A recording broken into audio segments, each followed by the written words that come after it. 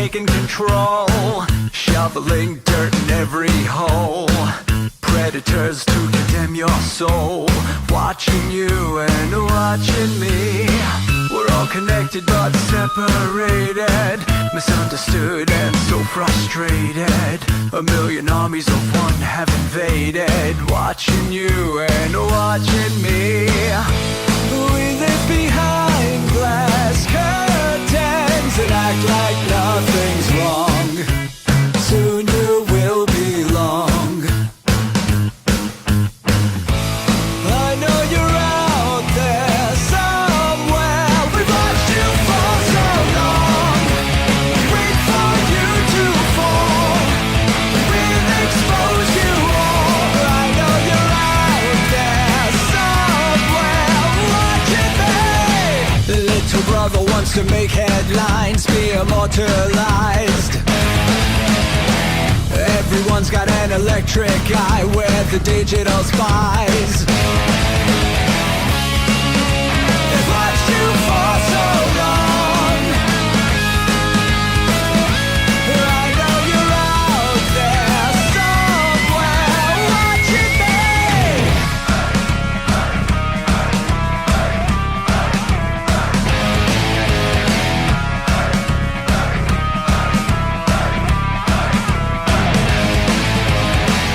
We the people have taken over. We the people are little brother, standing by to dethrone each other, watching you and watching me. Paranoid, the lens is our weapon, desensitized in our lust for attention, democratized by our voyeur obsessions, watching you and watching me. Slaves to perfection, don't let them project you as you are. Reveal your every flaw. I know you're out there somewhere. We've watched you for so long. Wait for you to fall. We'll expose you all. I know you're out there somewhere watching me. Little brother wants to make headlines, be immortalized. Everyone's got an electric eye, we're the digital spies. They've watched you for so long. I know you're out there somewhere watching me.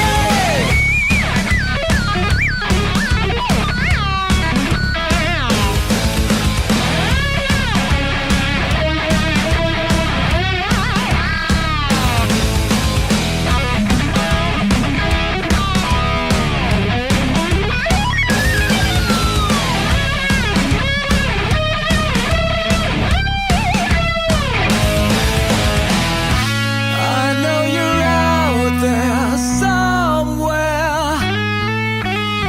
This is the new totalitarian state. 1,000 eyes are waiting for you to break. Stay in line, don't make a mistake. We're watching. We watched you for so long. We wait for you to fall.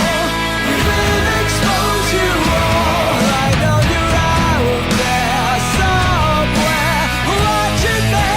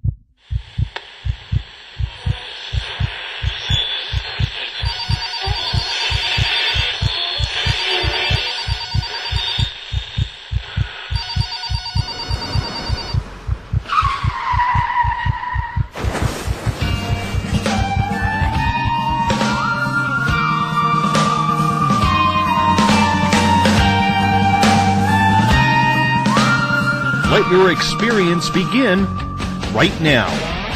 From high atop the mountains of British Columbia to you listening around the world, this is Spaced Out Radio. You can follow us on our website, spacedoutradio.com, on Twitter, @SpacedOutRadio. Give our Facebook page a like, Spaced Out Radio Show. You can follow us on Instagram, Dave Scott, SOR, or on our YouTube channel, Spaced Out Radio Show. They let us play with all our toys. They let us think that we're big boys. They let us make the louder noise, but women rule the world. They let us think we're Superman, that we're the only ones who can be strong, but we break on command, cause women rule the world. Buckle up, space travelers. It's time to go for a ride as we are live on Spaced Out Radio. I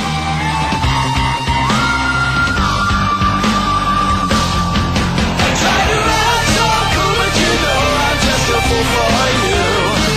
For you. I will stop till I reach the top just to be there with you. With you. And I still trip over my feet. And my heart still scares me. Ignition sequence start. I'm such a lucky guy. 5, 4, 3, 2, 1. Said the deeper I go, the deeper I fall.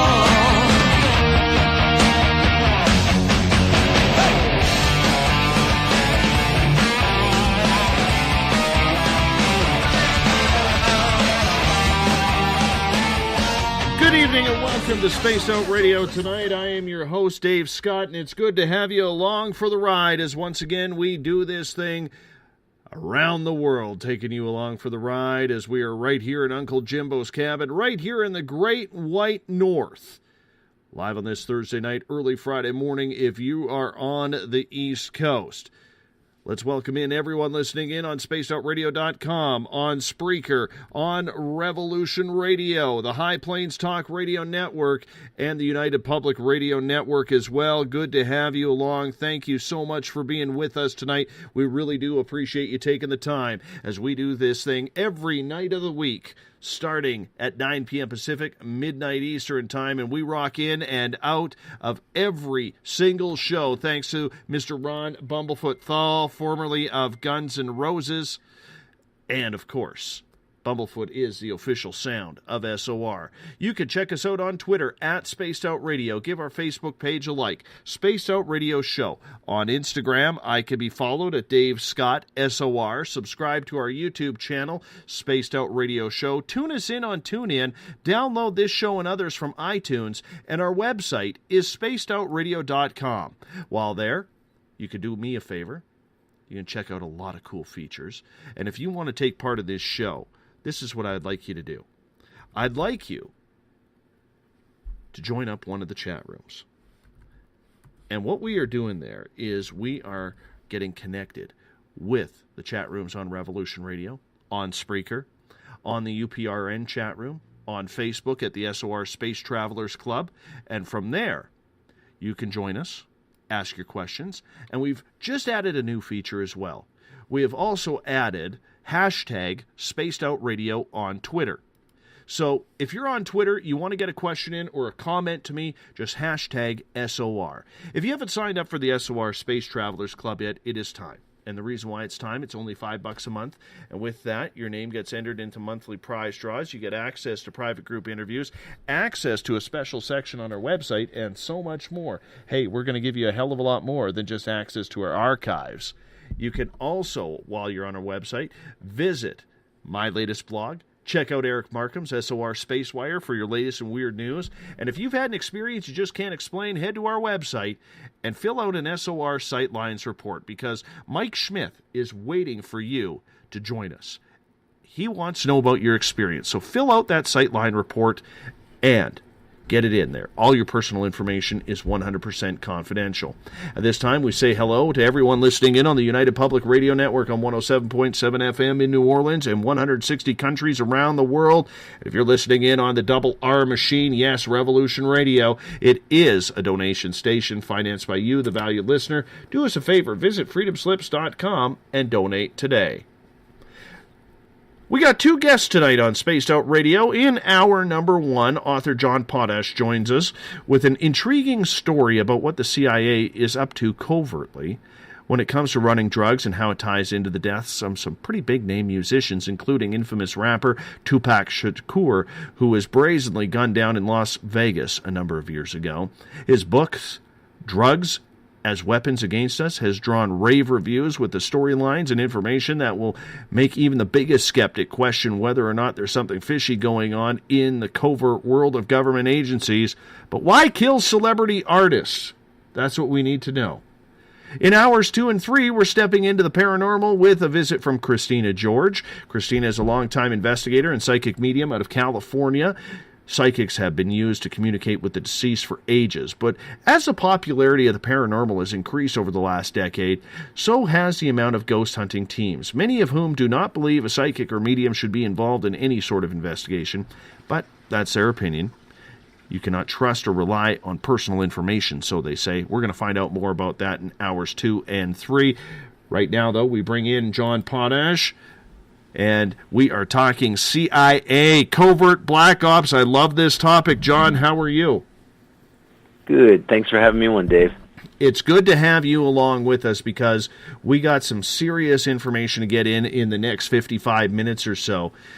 Let me ask you this. Do you really believe that there is a FBI, CIA-type war on musicians, black leaders, yes, all sorts of political people taking a stance? Yeah, I do. And I show, I use, I have over 1,000 endnotes documenting my sources for why that's the case. And, I can tell you the basic reason is because musicians seem to get the most influence over our hearts and minds. And that's what the CIA wants to do on behalf of what I call the oligarchs who run our country, who have the most money and tend to, from my research, I found to be pretty racist and extremely conservative and hyper-capitalist. And they just want to take away basically most of what people, workers have fought for in terms of workers' rights, health care, that's affordable and different other things, our public education, that's being privatized and things like that.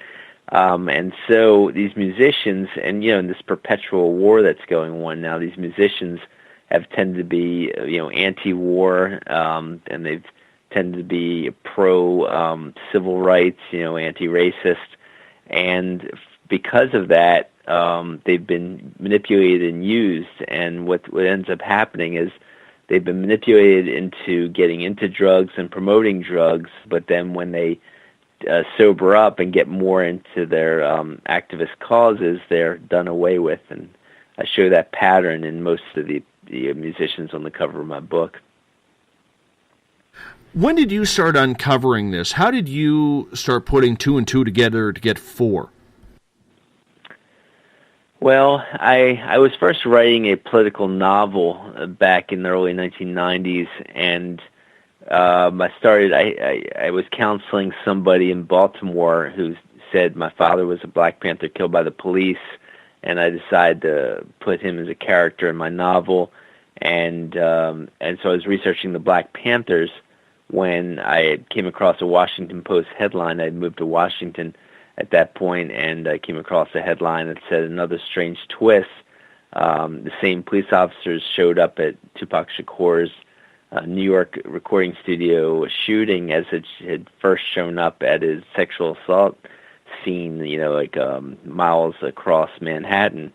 And so I ended up wondering if I'd read all about the FBI's counterintelligence program targeting of his Black Panther parents, who were, heads of the New York Black Panthers. And I thought, is this another FBI kind of targeting of their son, Tupac Shakur? And so I called his New York trial lawyer, Michael Warren, and talked to him for about an hour or two. And he said, nobody's writing about this. You got to try to publish this. And because he agreed, he said all the evidence shows that this is a latter-day FBI counterintelligence program type of targeting of Tupac. And so at that time, I could only publish in a local magazine, and it wasn't until he was shot and killed that in about 1988 or 1989 that, 1998 or 99 that a magazine called Covert Action Quarterly, which was started by a CIA whistleblower named Phil Agee. They published this article with about 50 endnotes. And after I published that, people very close to Tupac, his trial lawyers and his manager, a former Panther named Watani Tayahimba, said, "You've got to turn this into a book." And so I then published The FBI War on Tupac Shakur and Black Leaders. And then 7-8 years later, which was last year, I published Drugs as Weapons Against Us, which is subtitled The CIA's Murders Targeting of SDS, Panthers, Hendrix, Lennon, Cobain, Tupac, and Other Activists. And so I actually found that the same kind of tactics and pattern of targeting and was used not only against Tupac but against Kurt Cobain, Jimi Hendrix, and John Lennon, and believe it or not, Brian Jones, the founder of the Rolling Stones, and Mick Jagger, and other activists such as Paul Robeson, and particularly Black Panther leaders and Students for Democratic Society leaders who were anti-war, the anti-war leaders of the 1960s.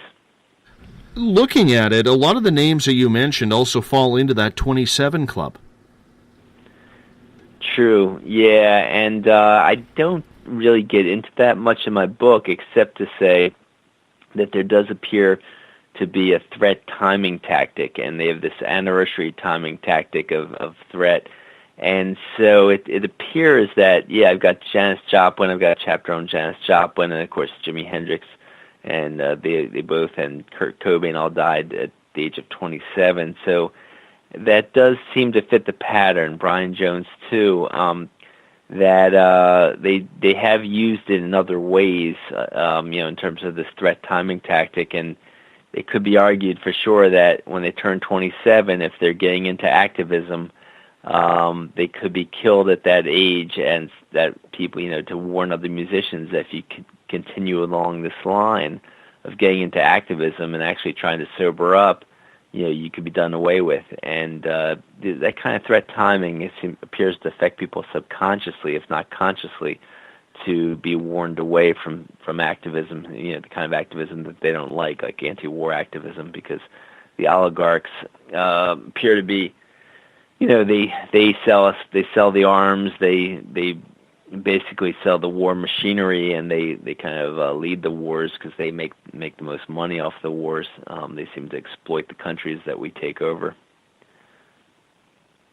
Did you have a personal interest in any of this, John, before you started gathering this information, or were you, much like the rest of us, just blind to the topic?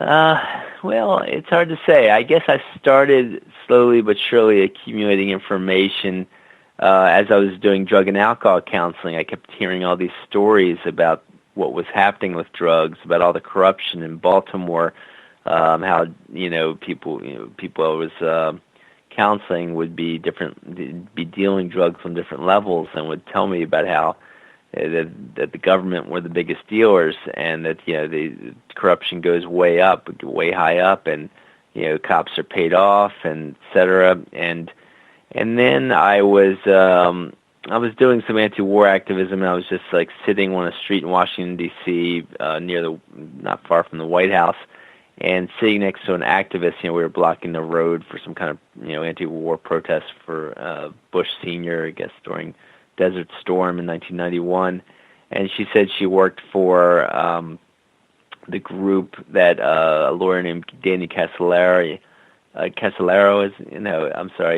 Daniel Sheehan ran, the Christic Institute, and they were working with actually then Senator John Kerry, and she had a copy of the Kerry Commission report that talked about the CIA's drug trafficking with the I guess to aid the Contras fighting the socialist Sandinistas in Nicaragua.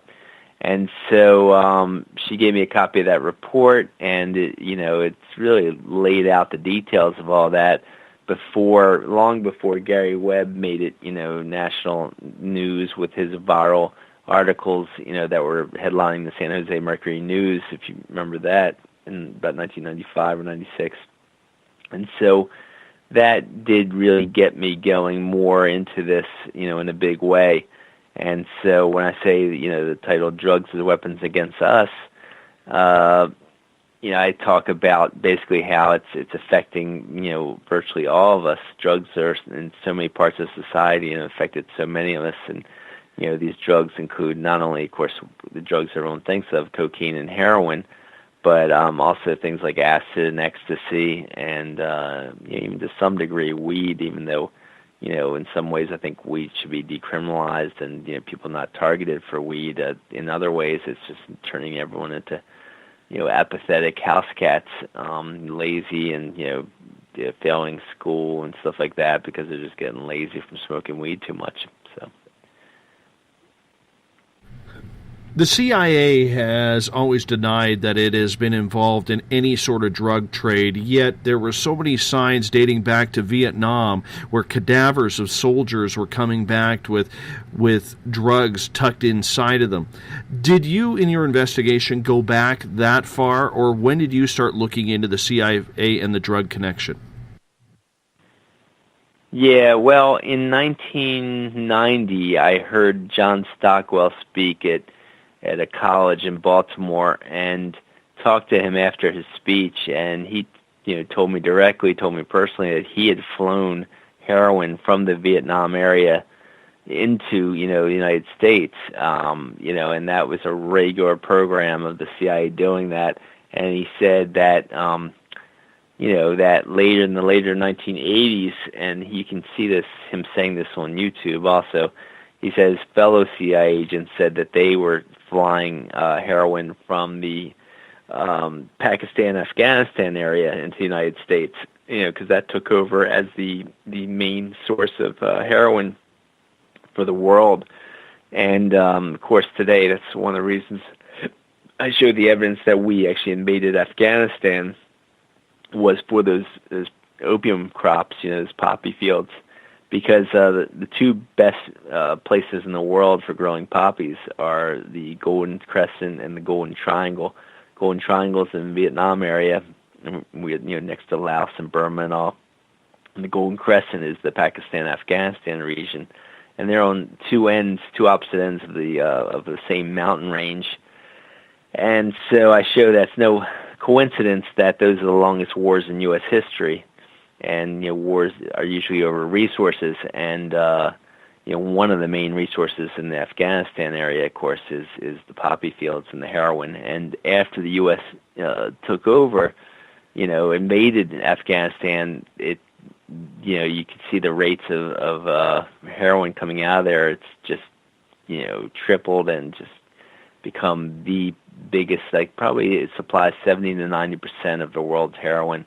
That area alone. So I detail stuff back to them, but I actually go in the first chapter. I go all the way back to the Opium Wars against China, and then from the second chapter on, it goes from about 1950 onwards or 1947, the founding of the CIA onwards, and then about chapter 3, you're around the 1950s, 55 onward, and chapter 3 actually goes into about 60 onwards, starting with the famous singer Paul Robeson, amazing man, could speak about 20 languages. They say he was a top national football star in college, and great activist, great singer, actor. He went to Columbia Law School, really amazing man. He was dosed with LSD when in 1961, and his mind was ruined with many dosings, and then he was sent into a mental hospital and given super high dose electric shock treatment again and again, about 50 times. And sadly enough, it just ruined him. I mean, he didn't want to come out in public after that. He didn't want to be remembered that way. But he was also a great activist, and I argue that he was targeted, for that reason by what was the CIA's MKUltra program. And the CIA's MKUltra program is really kind of the foundation program that I talk about throughout the book, or through most of the book. And it was a vast program with 100 or more sub-projects. And those sub-projects were the use of drugs as unconventional weapons, according to their own documents, which I show copies of in the book. And one of their top drugs used for unconventional, they call it unconventional warfare, is LSD. And I show all the evidence that we think of warfare as on battlefields in foreign countries, but the evidence all shows that the warfare was actually done in our own country, along with some other countries, but it was done on the people who I show on the cover of the book. These different activists, these anti-war activists and civil rights activists, and these musicians who are also activists. This reminds me, and it was brought up by one of our listeners, Trip, here in one of our chat rooms, about Oliver North, because the Iran-Contra affair would come into play on this. How did he ever get away scot-free in this giant mess? Very good question. How did he get away? He got away apparently because the powers that be are so powerful that they let him get away. I mean, it's truly incredible they got away, because they actually got a hold of his diary. Michael Levine, who was a high-level DEA agent, a fascinating guy, who's a drug enforcement agent, who went undercover and infiltrated some of the biggest drug trafficking rings in the world. And he said when talk shows, I forget, not the Tavis Smiley show, but another Montel Williams show, he said that every time he would get high up in these drug rings and then get enough evidence and try to bring it all for prosecution in American courts, the CIA would come in and squash the whole case. Just kill the case, he said. And it's happened again and again. And so he also had a copy of a page of Oliver North's diary. He said this is just one of 100 pages from his diary that they had as evidence against him and evidence against George Bush Sr., who was directing him as vice president at the time. And it talked about, get this much, cocaine and transport it to, into the United States, and et cetera, et cetera. And it was just so clear-cut. It was so automatic, it was such clear-cut evidence to put him in jail for life for trafficking cocaine into the country, and yet somehow he gets off.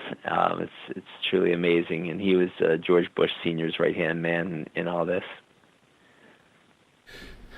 Were you surprised to learn how wrapped up the government is in the drug trade? I mean, looking at it now, being a host of this type of show, I can now see where all that money goes. They need money to support all these black op projects that are not charged against the taxpayer. It keeps the taxpayer silent because they are not questioning where their tax dollars are going, and there seems to be billions upon billions, maybe even into the trillions of dollars annually that just quietly go away. Were you surprised how integrated this was into the political system? Yeah, I guess, over the last, I've been researching this since about 1990 or 91, up until I came out with the book in, 2015. And so over the 25 years, it did amaze me. I had no idea how deep it was. And I guess one of the things, of course, obviously the cocaine trafficking was pretty incredible, but when I came across, all the evidence published in several books about the fact that the CIA was the largest LSD trafficker in the world, that really shocked me. I had no idea it was that clear cut. I thought I remember writing an article, or it was actually a letter to the editor in the Baltimore City paper in 1991, just talking about, I wouldn't be surprised if the CIA wasn't turning a blind eye to all of this, LSD trafficking and stuff, and for certain reasons. And it turns out they're not turning a blind eye; they're doing the biggest LSD trafficking. And so I came across that. It was a guy named Ronald Stark was actually the top LSD trafficker in the world as of about 1972 or 3. And he was arrested in Italy and brought before an Italian court, and the first judge that was, residing over his case got killed. The second judge who presided over his case just said that Ronald Stark has shown numerous proofs that he has been working for U.S. intelligence since 1960, and ended up letting him go. And an Italian governmental commission came out with a report about Ronald Stark's ties to all levels of U.S. government, and so he had acid factories in different countries. I mean, he was acid laboratories in different countries. Was manufacturing around 50 to 100 million hits at least in just a year's time alone. And the top police detective in Britain who ran the case, called Operation Julie, wrote a book about it, and I have his book. But the Julie name came out in the Clash song, Julie's Working for the Drug Squad, and that was about that case. And so, he just details this guy, Ronald Stark, and his incredible power and moving across continents and all that. But another book called Acid Dreams details all this too, and it was by a guy named Martin Lee, who founded the group Fairness and Accuracy in Reporting.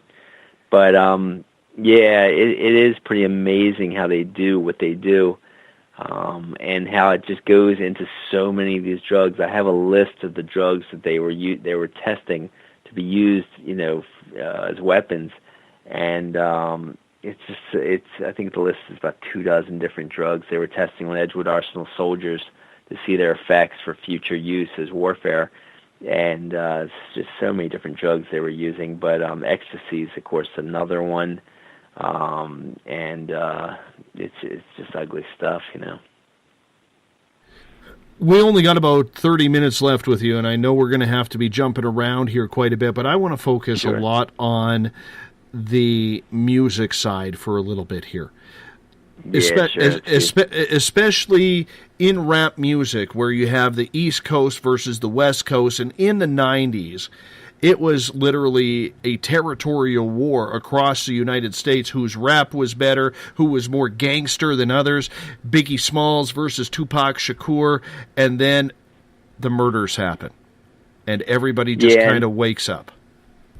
Right. So, that war and the turf stuff and the gangster stuff, I argue that a lot of that was kind of fabricated and set up in the media, but there were individuals who helped set that up. And so, the media played it up, but before Tupac was shot in New York, Tupac had no part in any kind of East Coast, West Coast rap war. He was, he had loads of different rappers from all different parts of the country rapping on his album, Strictly for My Niggaz album, which was his second album. And, he was he loved rappers from the East Coast and West Coast. He was good friends with Chuck D, of Public Enemy. He was good friends with people from Naughty by Nature. He was good friends with, of course, different West Coast rappers, because he was starting out in Oakland. And then he moved. He was originally from New York, and then he moved down to Baltimore. Then he moved to Oakland, and then after that he moved to Atlanta before he came out to L.A. after getting out of jail. So it was that situation where he was shot in New York City, that after that they really hyped up this East Coast versus West Coast stuff, and I show how they use the same tactics as they'd used against the Black Panthers to pit different Black Panther leaders against each other. They did the same thing with the son of Black Panthers, Tupac Shakur, to set up the same kind of rivalry, murder, what I call manufactured murderous rivalries. And I show that they use, people in jail to say these things. Oh, you don't know who shot you. It was actually Biggie that shot you.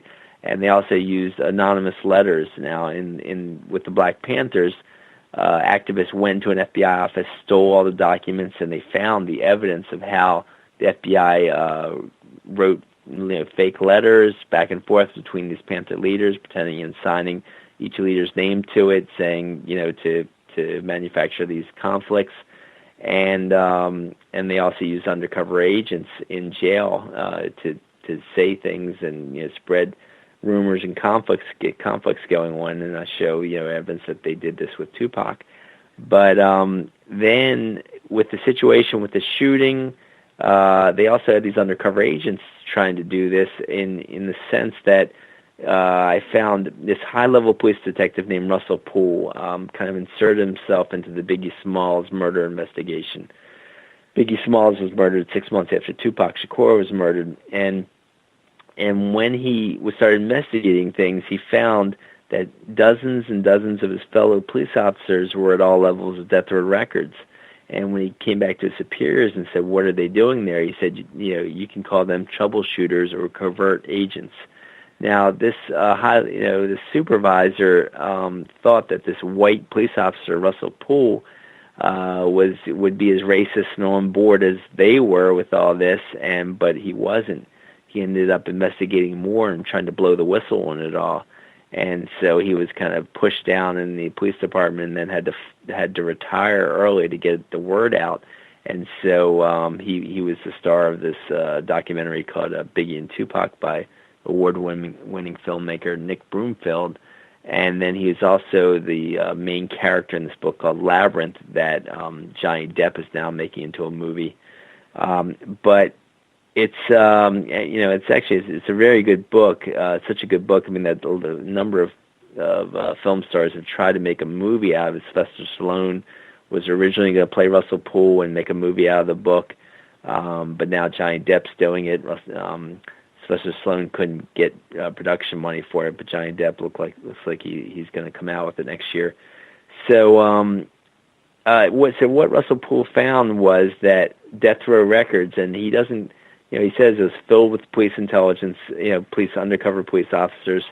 And what were they doing there? It was essentially a U.S. intelligence front company, Death Row Records, which produced Snoop Dogg and Tupac's records, last records.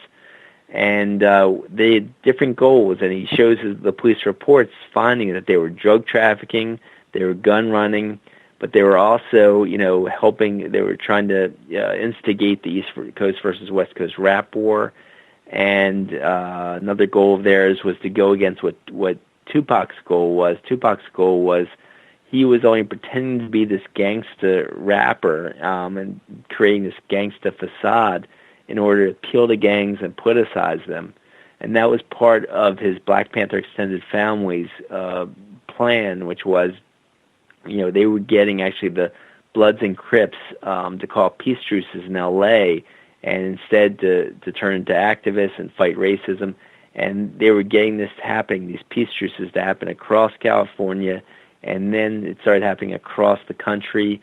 And it spread to New York, and it inspired the Young Lords, which was the Latino version of the Black Panthers, to convince the Latin Kings, the largest gang in New York, to convert to call themselves the Almighty Latin King and Queen Nation and to stop all their drug dealing and turn on to activism.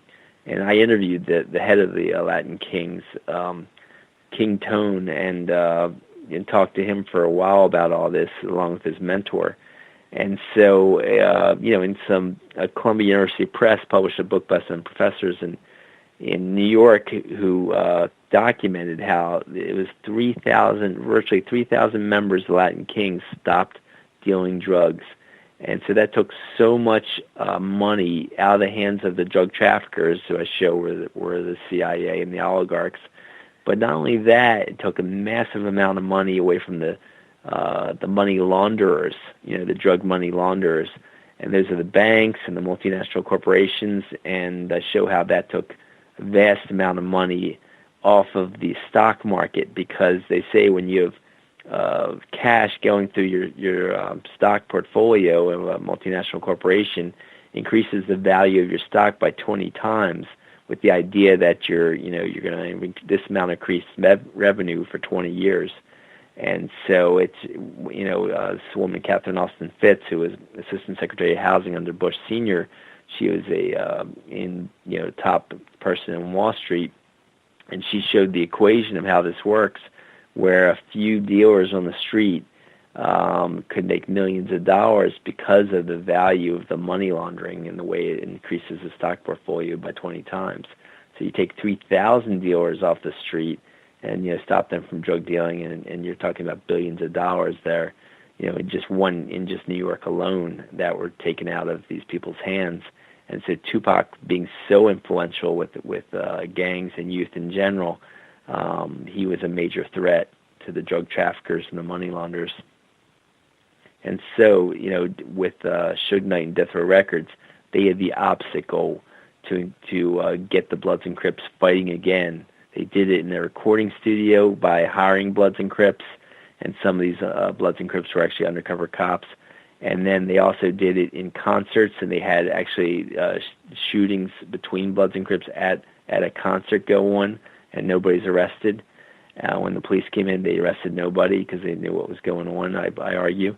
And when Tupac was actually shot in the hospital for 7 days before he died, the peace truce in Los Angeles ended, and there was a huge war between the Bloods and Crips, instigated by Suge Knight and Death Row Records, delivering loads of guns to the Bloods and saying that the Crips killed Tupac. But then activists spread the word that no, it wasn't the Crips that killed Tupac. It was someone else, and the shooting stopped and the murder stopped. I love one of the comments that one of our listeners has made. Bundy says, I don't think the CIA or FBI has the right to kill people because of their music. Because if this was true, Nicki Minaj and Justin Bieber would be history. I think that's funny. But yeah, that is funny. Victorious. The only problem is that I don't think Nicki Minaj and Justin Bieber, say anything worth shooting them for. According to the CIA. It's just, their music's bad enough, probably. It is. It is. Yeah. Absolutely. Victorious, who is a brand new listener here, and we thank her for doing that, she is asking, let's suppose all of this is 100% accurate. What is your thoughts then, John, as to why this would be the end result? Is it a secret agenda? Is it control of a population? Is it all about money? Yeah, no, I don't think it's a good question. I don't think it's all about money. I think it's partly about money, but it's just as much about social control.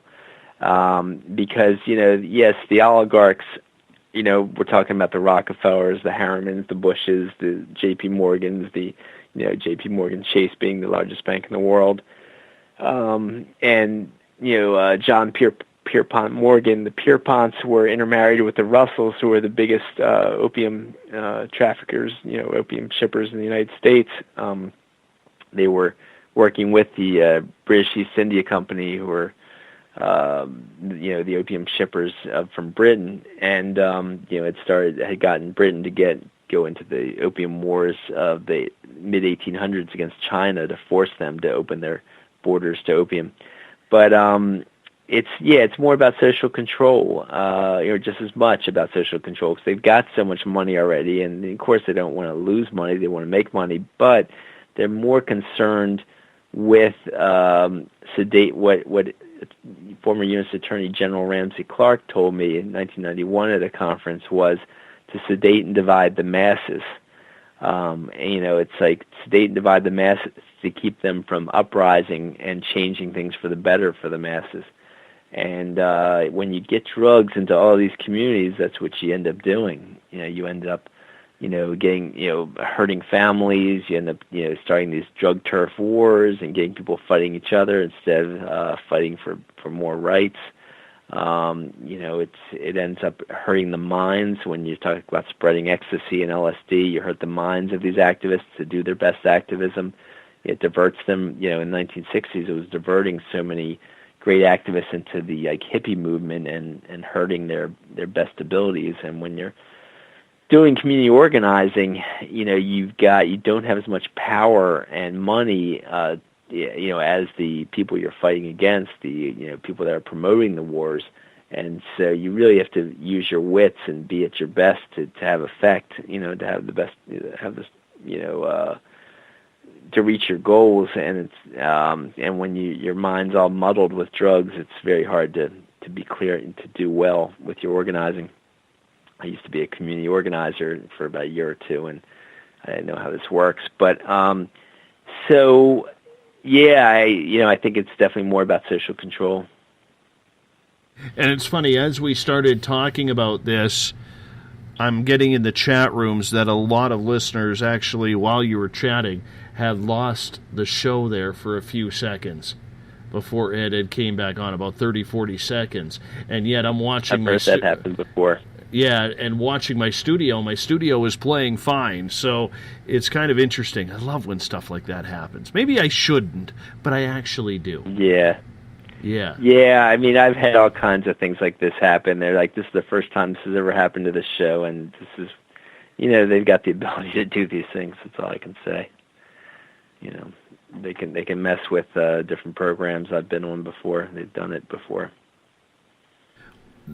That they do, and they have some pretty good computer technicians working on this kind of stuff too. Right. You know, when it comes to the music scene, there are so many different stories. We mentioned the 27 Club, the battle between East Coast, West Coast in rap that led to the death of Biggie Smalls and Tupac Shakur. I'm very interested in the Jimi Hendrix one, maybe because I'm a diehard Jimi Hendrix fan. I mean, is there any song better than Voodoo Child out there besides Guns N' Roses' Paradise City? And I have to get that in because I just got tickets tonight for Vancouver. But the whole point is... Yeah. Jimi Hendrix, this guy, it's hard to believe that if you're born after his death, that he was only on the scene for 2.5 years. Yet he was so influential, his music absolutely hit your soul, and then poof, he's gone. Yeah, I was a long-time Jimi Hendrix fan since, my teen years, and it's so sad because he was such an amazing guitarist, and it's so sad that we don't have more of his great music. But he first made it big in England. I guess maybe partly because of some of the racism in the United States. He didn't make it big in the United States. He went over to England. He was instantly recognized as a guitar genius, and so he was getting so big so fast in England he couldn't handle his fame. And so this man named Mike Jeffrey inserted himself as his manager, saying, I have all these connections, I can get you booked in all these clubs, I can handle all this, all this attention you're getting and help you book all these clubs with, ease. And so Mike Jeffrey, admitted being former British MI6, which is British CIA, and so I show all the evidence that he continued working for MI6, but undercover, and so he ended up manipulating Hendrix's career in a way that it ended up sabotaging Hendrix more than helping him put his albums out there. He kind of wouldn't let a lot of his albums come out because Hendrix was so prolific, so brilliant and prolific, and he ended up having him kidnapped by the mafia. He ended up, when Hendrix wanted to do anti-war benefits, for one of them, first he wouldn't allow them. Then when when Hendrix was going to do one anyway, he ended up putting a super psychedelic in his drink and messed up his guitar playing, Hendrix said. And Hendrix ended his set early. He planted drugs on Hendrix, according to Hendrix's fiancée Monica Danneman in a book she came out about Hendrix. He was arrested at an airport with drugs on him, and he said he'd never do anything so stupid, and it had to be Jeffrey that planted the drugs. And Jeffrey was just so powerful that Hendrix had a hard time getting out of his contract with him. And when and even the mafia kidnapped him for several days. And that was another threat on Hendrix not to end the contract with Jeffrey, even though he was trying to fire Jeffrey. And then Jeffrey comes in and says he got bigger mafia to free Hendrix. And so finally Hendrix officially fires Mike Jeffrey, and within 48 hours he's dead. And a guy named James Tappy Wright, who was a roadie for Hendrix, ended up coming out with a book several years ago saying that when Jeffrey was drunk one time, he actually admitted having Hendrix killed. And so, how someone can just have, a star, have someone killed within 48 hours of being fired, it's obvious that he was intelligence. But so the reasons for that were the fact that after Martin Luther King was assassinated, Jimi Hendrix was really depressed about that, and ended up going, and he kind of rebuffed the Black Panthers when they asked him for donations, but then he went and started supporting the Black Panthers and would talk about them in interviews and dedicate his last album to the Black Panthers. And he was also very anti-war and wanted to start an anti-war group with Bob Dylan, and so that made him a threat, and so it's very sad. He was actually also he ties into Brian Jones, who I have on the cover of my book. Now, people may not have heard much about Brian Jones, but Brian Jones was the founder of the Rolling Stones. He was the best musician in the Rolling Stones, and so really underrated member of the Rolling Stones, really incredible musician. And so before Brian Jones died, British intelligence, I showed the evidence that British intelligence had kind of split him from the rest of the Stones. When they came on an American tour, they denied him a visa to go on tour with the rest of the Stones, so they kind of split up a little bit for that reason. And then Jones talked to his good friend Jimi Hendrix and his friend John Lennon and said, "Do you want to form a new group?" They both thought that that could be a good idea. They thought they were going to do it, according to a close friend of Jones's. Within a short period of time, Jones was drowned in his own swimming pool, according to witnesses. And I show the evidence of that from A.E. Hotchner's book a long time. Ernest Hemingway, editor, A.E. Hotchner, wrote a great book about the Rolling Stones. And so, it's incredible that he was, they were both members of the 27 Club, and they were both brilliant musicians. And it's really sad. And Brian Jones was him and Mick Jagger were the most outspoken against the Vietnam War. And I argue that's another reason that Jones was killed. Once again, it all ties into the 27 Club, and I realize that is not your forte on everything, but is it just a little too coincidental that Joplin, Brian Jones, Jimi Hendrix, especially in that time when the world was in turmoil, especially in the United States, with war, with racism, that the CIA maybe wanted that age, or do you think it was all coincidental that everyone seemed to pass at 27?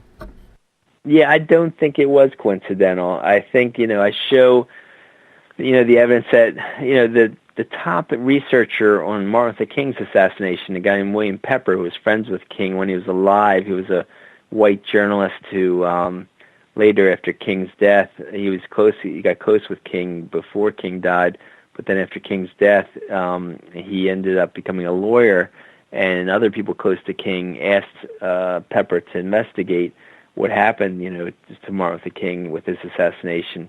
And he ended up researching King's assassination for about 25 years and came out with 3 books now on the assassination, and found that U.S. intelligence, and the government were complicit in Martin Luther King's assassination. And in one of his books, he says that it was exactly 1 year after Martin Luther King's famous speech at Riverside Church, officially announcing his opposition to the Vietnam War, that he was assassinated. And that 1 year anniversary I show happened in, the kind of anniversary timing tactic, I call it, happened in a number of other incidents in history with important people.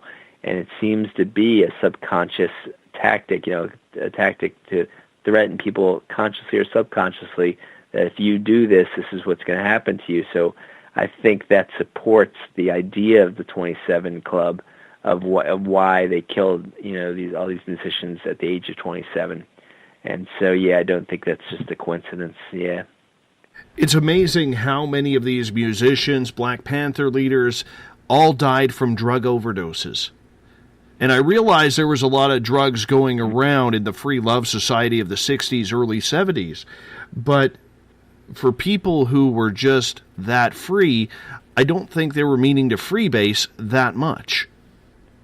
Yeah, well, the situation with some of these guys, like, they say that there was some alcohol in Brian Jones' system, But the coroner actually said it was a low level, it was a small amount of alcohol in the system when he drowned in his own swimming pool.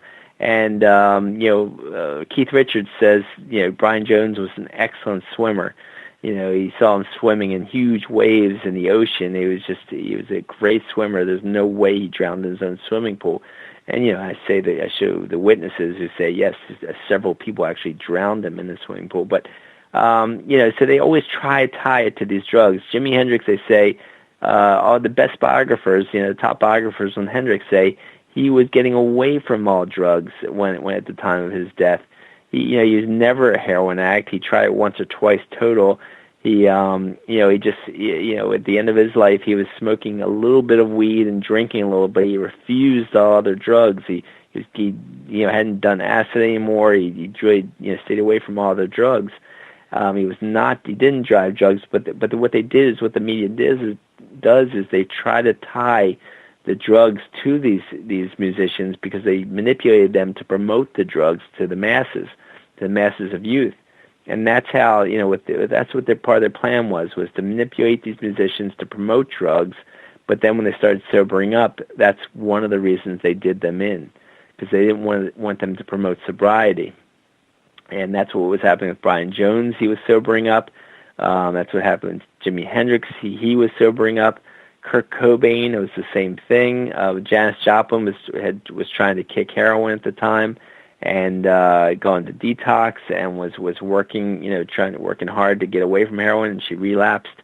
And when she relapsed, her drug dealer gave her what it's called a hot shot, an overly pure amount of heroin. Overly pure heroin. Heroin's usually 5 to 10% pure. And all you got to do is slip 50% pure heroin in there, and you can kill the person who uses it. And that's also been called a CIA tactic for killing people who they can ever get using heroin. Now with Kurt Cobain, his blood test showed he was actually completely sober his last year of his last month of life, because they did a blood test on him in Rome when someone slipped him roofies into his drink, and caused him that coma in Rome. And of course, that person that slipped him the roofies was most likely the person in the room with him, which was Courtney Love. And I show how and why Courtney Love was actually working with U.S. intelligence. But so it's just like it's the same pattern, like that most of these guys were actually sobering up in their last year of life. And that was another reason they were done away with. The Kurt Cobain one is very close, because that was right in my early 20s. There was the whole grunge network, and living here in British Columbia, right by the Washington state border, it was all about Soundgarden, Nirvana, Pearl Jam, and whatever else, Alice in Chains, Jane's Addiction, all coming out of Seattle at that time, which was some really incredible music. Now with Kurt Cobain, the way I look at it is, would it not be difficult for someone sitting the way he was supposedly sitting to pull the trigger on himself with a shotgun or a rifle? Well, some people look at that kind of evidence, and that's certainly possible. But the even stronger evidence is the fact that the people that analyzed what happened to him was that he was killed. I mean, he had enough morphine in his system to kill even a severe, 3 times the amount of heroin in his system that would have killed a severe addict, according to experts, of the amount of heroin he had in his system. And the thing is, it was also the president of the American Forensics Association, Cyril Wecht, who's a top expert, says that he's in his early 80s, and he says he has never in his career ever seen somebody kill themselves after shooting up heroin. That does not happen, because it gives you euphoria. Heroin gives you euphoria. And he says it's just unheard of. That's just, that doesn't happen. And so that alone was highly suspect, he said. But the other thing is the amount of heroin in his system would have killed him within seconds, not minutes. And so for him to put away his toolkit, his heroin toolkit, to then pick up the gun and shoot himself, he says it's not impossible, but it's like, incredibly doubtful that it actually happened that way. But then there's, of course, so much more. Someone using his credit card after he was already dead. Them not checking for things like the what was in the Coke bottle that was near him to see if somebody put any benzos in the Coke bottle to sedate him first before what happened to him next. There's so many things the police did that were complete foul play. Not developing the photos of the crime scene. The forensics expert said if you develop the photos, you can see if someone else's handprint could have been on the gun where the blood didn't splatter on the gun. So there's just all these pieces of evidence that police foul play around the whole situation. My friend, thank you so much for being on Space Out Radio. John, we will direct everyone to go pick up your books, which can be found on Amazon, Barnes & Noble, and elsewhere. Thank you so much for being on Space Out Radio. Thanks. Thanks so much for having me, Dave. It was good talking to you. Bye-bye. Take care. Bye-bye. John Potash on Space Out Radio tonight. Coming up in the next 2 hours, we're going to be talking psychic paranormal with Christina George. You're listening to Spaced Out Radio. We'll be right back. Looking for news beyond the mainstream news? Head to spacedoutradio.com and check out the SOR Spacewire. This is Spaced Out Radio's Eric Markham, news director for the SOR Spacewire. Daily, I will bring you intriguing stories and outlandish reports from what's going on around the world. UFO sightings, paranormal activity, conspiracies, alternative health, and so much more. And if you have news, email me at news@spacedoutradio.com. Hi there, I'm Butch Witkowski, lead investigator with U4Cop. On the final Monday of every month, you can listen to me and host Dave Scott on Spaced Out Radio's Strange Days. We're going to get to the heart of the matter when it comes to what's happening out there. People are seeing and experiencing things from ET contact to Bigfoot, and I want to hear about it. Your experiences are what we investigators need to help solve these unknown mysteries. So tune in at spacedoutradio.com. Have you had an experience you can't explain? Had a run-in with ghosts, maybe Bigfoot, or seen lights in the sky? Hi, I'm Mike Schmidt from the SOR Sightlines. I'm here to investigate your sighting. Head to spacedoutradio.com and fill out a report on the Sightlines. All your information is 100% confidential, and I will help you figure out what you've been seeing. File your report, and let's find out the answers together. Visit purpleplates.com today. For over 40 years, the Purple Energy Plates have been delivering amazing results for their many customers. Inspired by the great genius Nikola Tesla, the harmony, healing, and energetic effects of the plates have proven over and over to be beneficial and often miraculous to thousands of customers. With their money-back guarantee and the many benefits, how can you afford not to get one? Check their site for daily specials and choose from their many energy products. You won't be sorry. Visit them today at purpleplates.com for mind, body, and spirit, and expect a miracle. Strange creatures lurking in the night, the sounds of wood knocking in the forest, odd happenings right out of a fictional world. These are the reports I love. Hi there, this is author Ronald Murphy, and I would love it if you join me and Spaced Out Radio host Dave Scott the second Wednesday of every month on our journey into the unknown land of cryptozoology at spacedoutradio.com. From Mothman to Frogman and everything in between. Hey, they don't call me the crypto guru for nothing. Are you interested in advertising on Spaced Out Radio? Head to our website at spacedoutradio.com and click on our advertising tab. There, you will find an assortment of ways you can get your product out there with us, from radio commercials to banners and social media. Have a product you like our hosts to endorse? We can do that too. Visit spacedoutradio.com for more details. From British Columbia to Northern California, Pacific North Weird has Cascadia covered. Check out our feature videos at spacedoutradio.com, where I, Vincent Zunza, and my super sleuth partner Alexandra Sullivan track down the weird and strange stories from around the Pacific Northwest. From Bigfoot to Mel's Hole and everything in between. This is what makes life exciting. So why report the normal when we can report the Pacific North Weird right here at spacedoutradio.com. Oh, there's only one way to rock. Loud and proud. In high definition. Radio 702 rocks. Las Vegas. Have you ever had an extraterrestrial experience? One you just couldn't explain? Well, maybe I can help. Hello, I am Samantha Mullet. On the second Tuesday of each month, I will join Dave Scott on Spaced Out Radio to bring a human aspect to ET contact.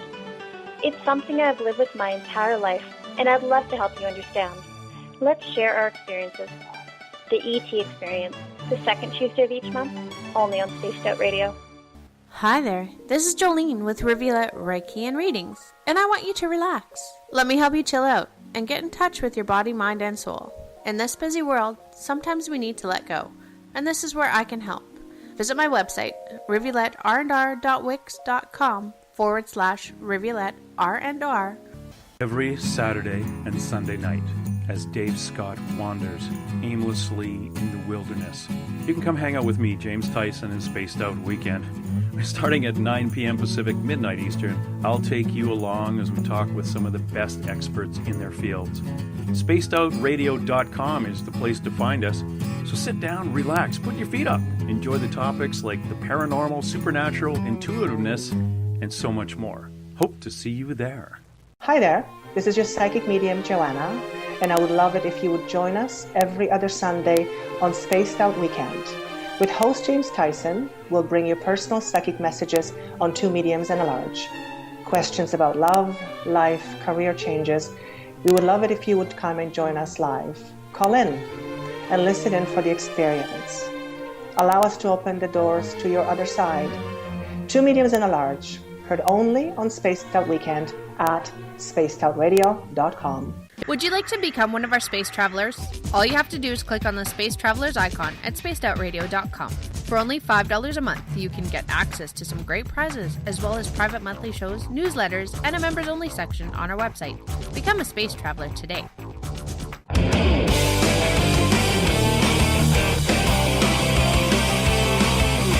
Do you have a topic or a guest that you'd like to hear on Spaced Out Radio? Let us know at spacedoutradio.com, where you can sign up to become a Space Traveler member today. Or you can find us on Twitter at Spaced Out Radio and on our Facebook page, Spaced Out Radio Show. I don't want to take a thing from you. I just want to feel like something real with you. I just want to fly high to another.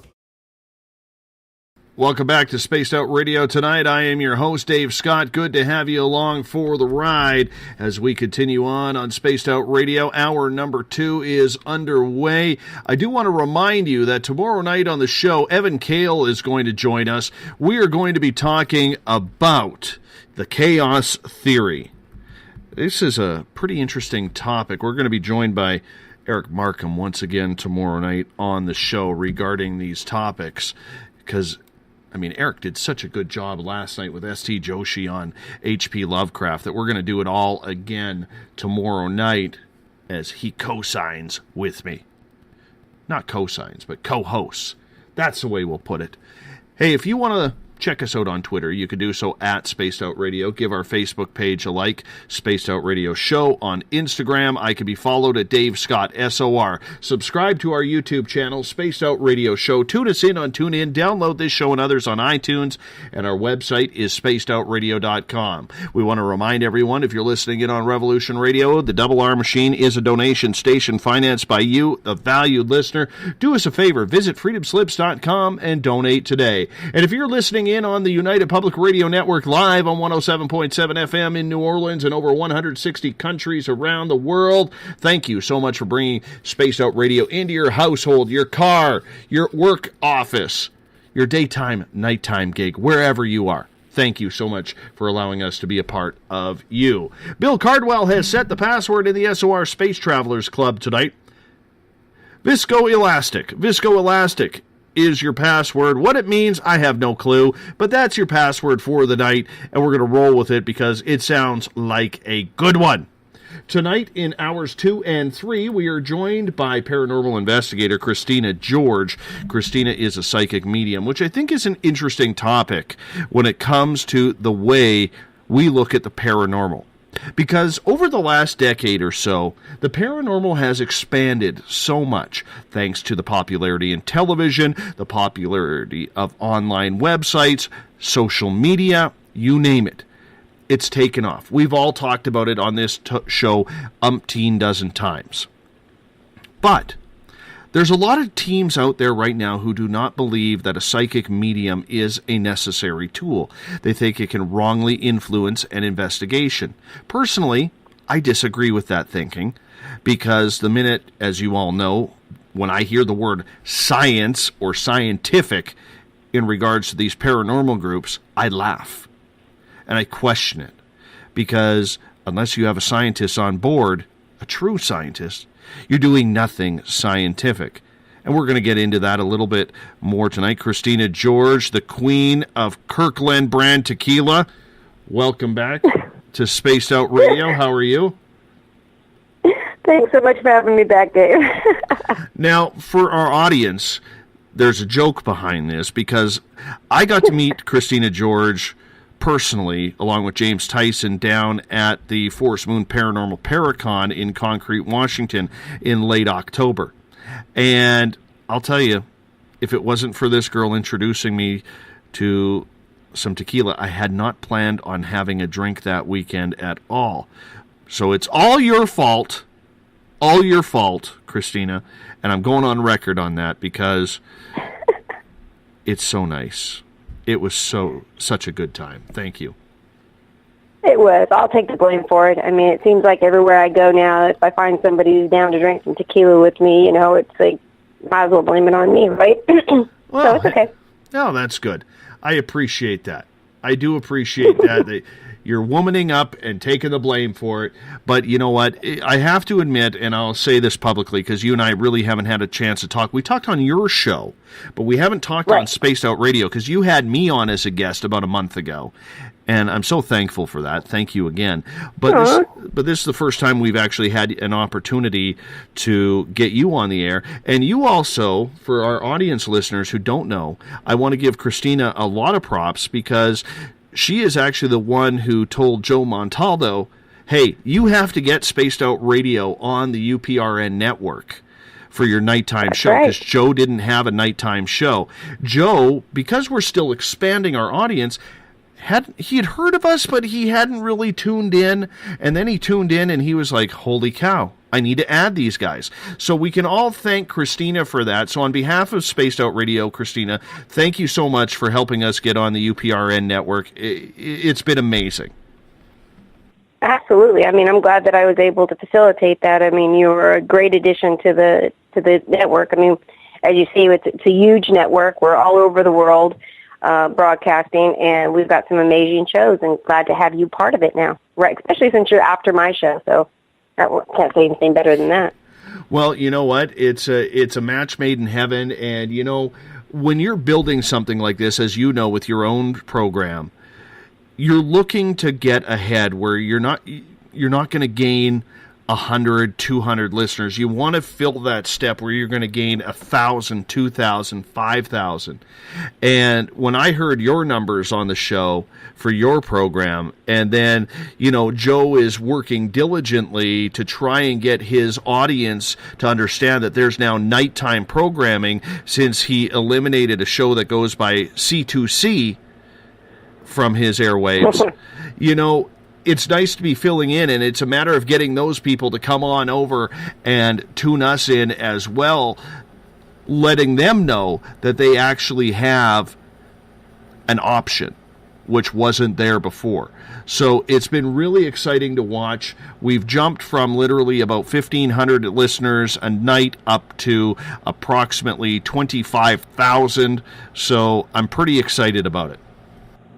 Absolutely. And only can go up from there. I mean, I'm pushing up in the upper 600,000s right now, so, and I'm shouting you out every week, so we'll get you up there. And I appreciate that, and I know our Space Out Radio audience loves it as well. So the main reason why I brought you on was not to talk about anything to do with radio stations or anything, but I mean, we will eventually get into that over the next couple of hours. You're based in California. There's a lot of paranormal, especially along the Gold Rush Trail, which for a lot of people who don't understand, the trail that starts at California literally goes right past my house here in British Columbia on the way to the Yukon, the Klondike, over to Alaska. And there's a lot of paranormal that happens. How haunted in your studies is the West Coast comparatively to a much older East Coast? Oh, there's so much activity. There's so many places to investigate around here. We have some absolutely amazing locations. And pretty much between all of the, say, American Indian land and burial grounds that we have out here, as well as just the history, you can pretty much go anywhere, any town around. I'm in Sacramento, but any area around here on the West Coast, and you can find all kinds of haunted locations to check out. It's just off the charts out here. What makes it so haunted? You know, and let me add to that phrase or that question, if you don't mind, because we're on Volcano Alley from Northern California right up to Alaska. It's Volcano Alley. You know, in my area, 20 minutes away, is a dormant volcano that literally we're living parallel with. And it's been dormant for over 1 million years. So it's considered one of the dead ones. Knock on wood, it stays that way. But do you think it has something to do with Volcano Alley? Do you think it has something to do with the gold rush? What do you think it is? I think it has to do with a lot. I think it has to do with the volcanoes. I think it has to do with the fault lines. I think it has to do with the waterways that we have through here. There's a lot of crystal areas around this area as well. There's just so much, and then just the history as well. So you put all that together, mesh it all together, I mean, it's just, there's an abundance of activity around here. Again, there's so many locations that I've investigated, you know, in Northern California and on the West Coast. But again, I can pretty much go anywhere. It doesn't have to be like a known haunted location. I know lots of locations that aren't even on anybody's radar that we go and investigate at, which are super hot spots. So, I mean, I think that it's a combination of kind of everything that's out here. And here's the other one I wanted to mention to you, is the fact that as the paranormal has taken off, you've been investigating for well over 20 years. I'm not going to give your age, so you started about 5 or 6 when you started investigating, because you're a young, beautiful lady. I will tell you that. Well, thank you. Thank you. I have no problem saying that, even though you can drink me under the table. But the whole point that I'm saying is I won the French fry toss, but... Not really. Yeah, I did. I hate you more. Anyways,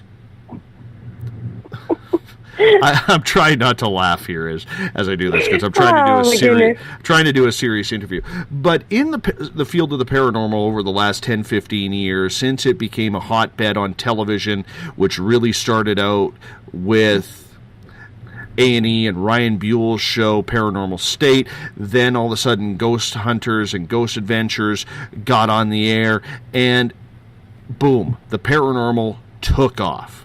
What has been the biggest change you have seen over, say, the last 10, 15 years since television got involved?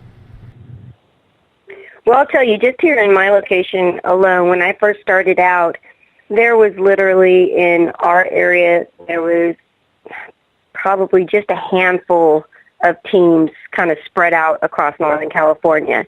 Now in Sacramento, there are over 200 teams, paranormal teams out here as it is.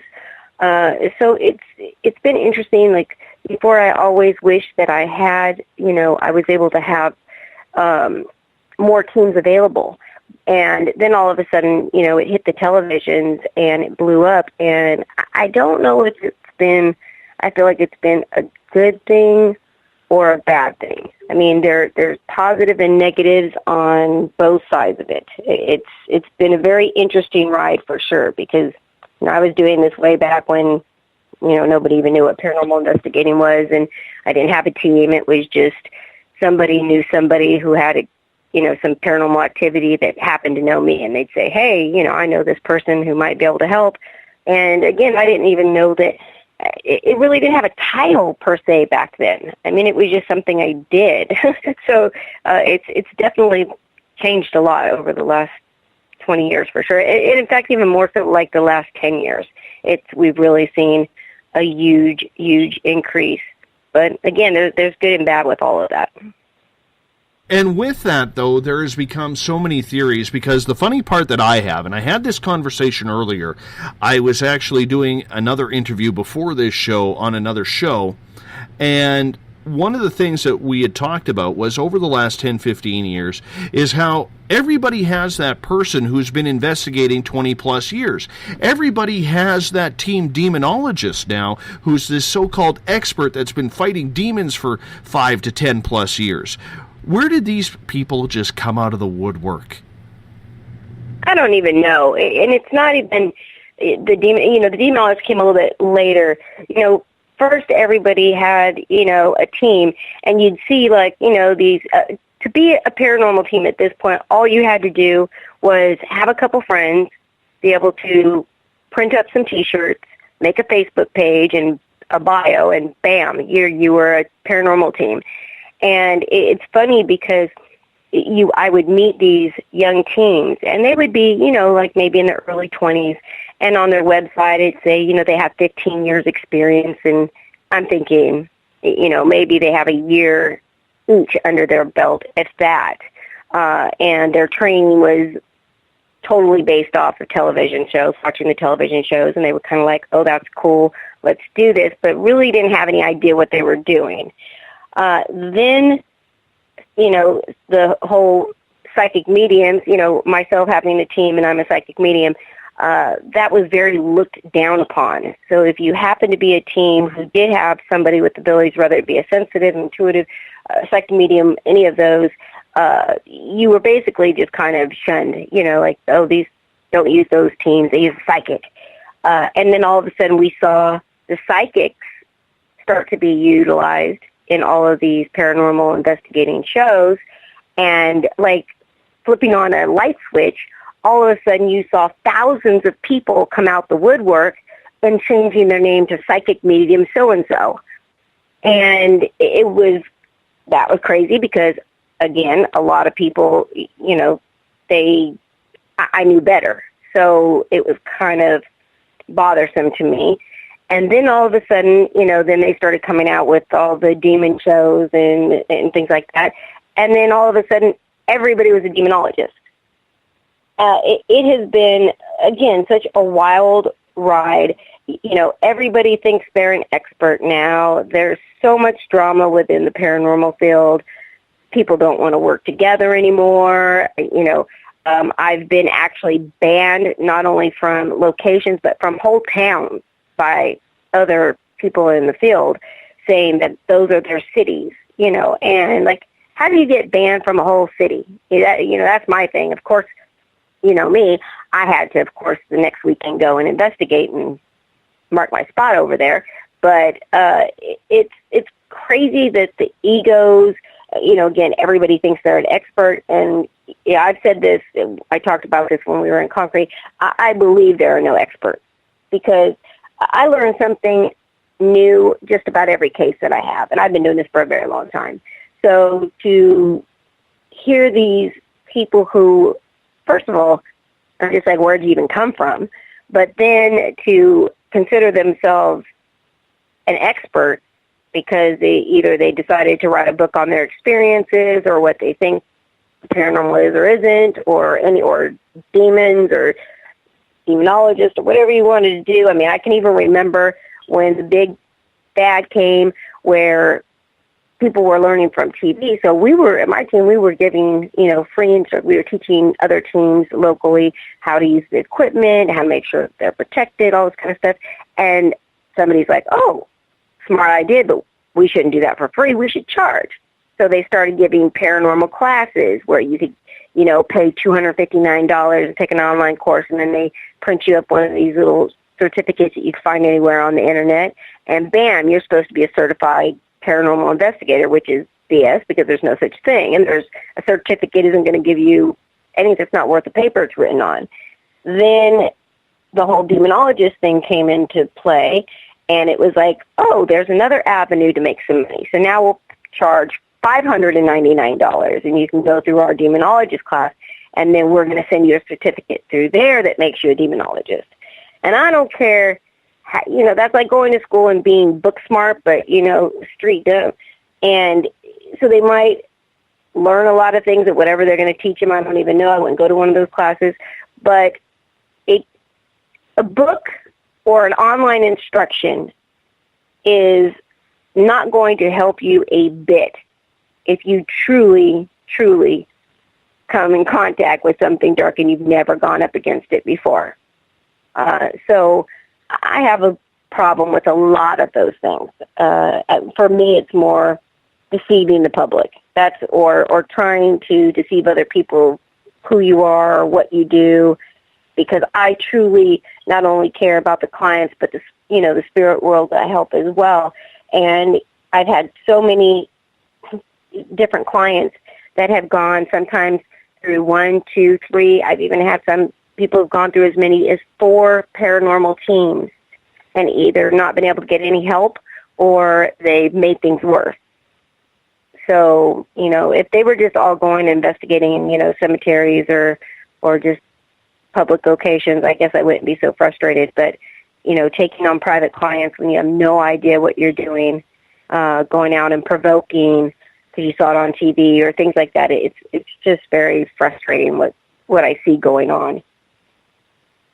I got a quick question from Joe here in the SOR Space Travelers Club. He's saying, Christina, I actually live near you. And you know what? Joe has really nice hair, so it might be worth checking out in person. Just saying. As good as Mike's? Oh, better than Mike's. And I don't say that very often. Joe has an incredible mane. Anyways, he lives near Nevada City. Have you ever done any ghost hunting up in this area? It's very haunted, heart of the gold country. Yes, actually, I am very, very aware that I actually went up there not that long ago just to go and kind of walk around the area. I've got friends that live up there, and I've got a sister that lives in Grass Valley, which is just right up the road. So, yeah, I'm very aware of that area. Beautiful place, and, yes, very, very active for sure. He should definitely contact me on Facebook. We'll have to get together with him sometime and investigate since he's so close. Yeah, well, he's two personalities. It's him and his hair, and you never know which one you're going to get. So you got to watch out for that when it comes to Joe. Much like Eric Markham's beard, just two totally different things. Anyhow, well, as you can see, I like people that have nice hair. You can see from my teammates. They got nice hair. Exactly, and that's probably that's probably one of the cool things about it. But on the flip side, when it comes to investigation and the attitude that is out there, do you think it's gone too far now that there is never going to be any type of team unity when it comes to trying to solve the problems? Because one of the issues that I have personally with the paranormal, and the reason why I do not support a lot of paranormal out there, is the ego that is involved. Yes. And I've coined a term around here and you heard it in my speech in concrete, Pokemon Ghost. And a lot of people think that you're actually ghost hunting when you go to a place you already know is haunted and confirm that it's haunted with your own evidence.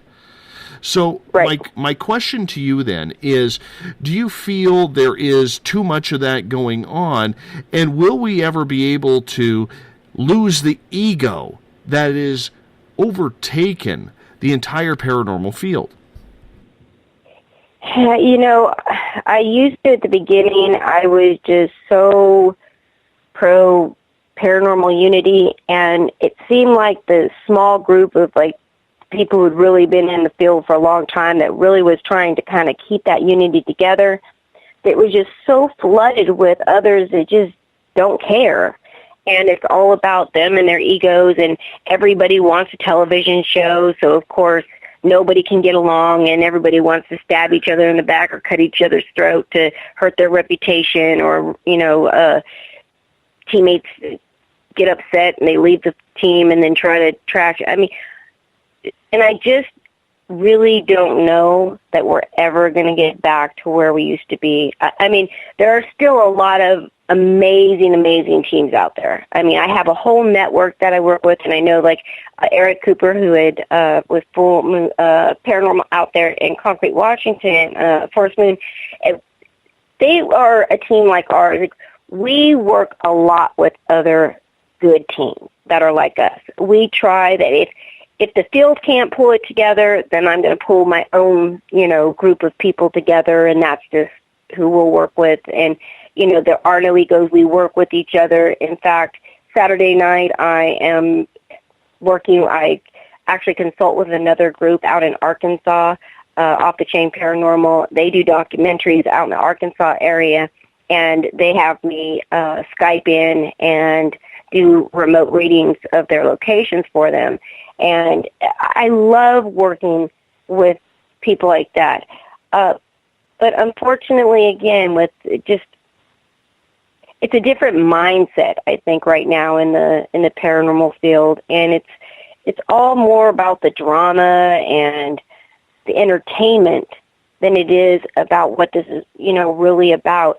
I mean, anybody can go in and either negate or validate activity.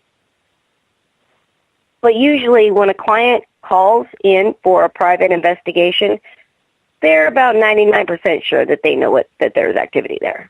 They don't just like with the first time there's a creak in the floor or, something falls off a shelf or something.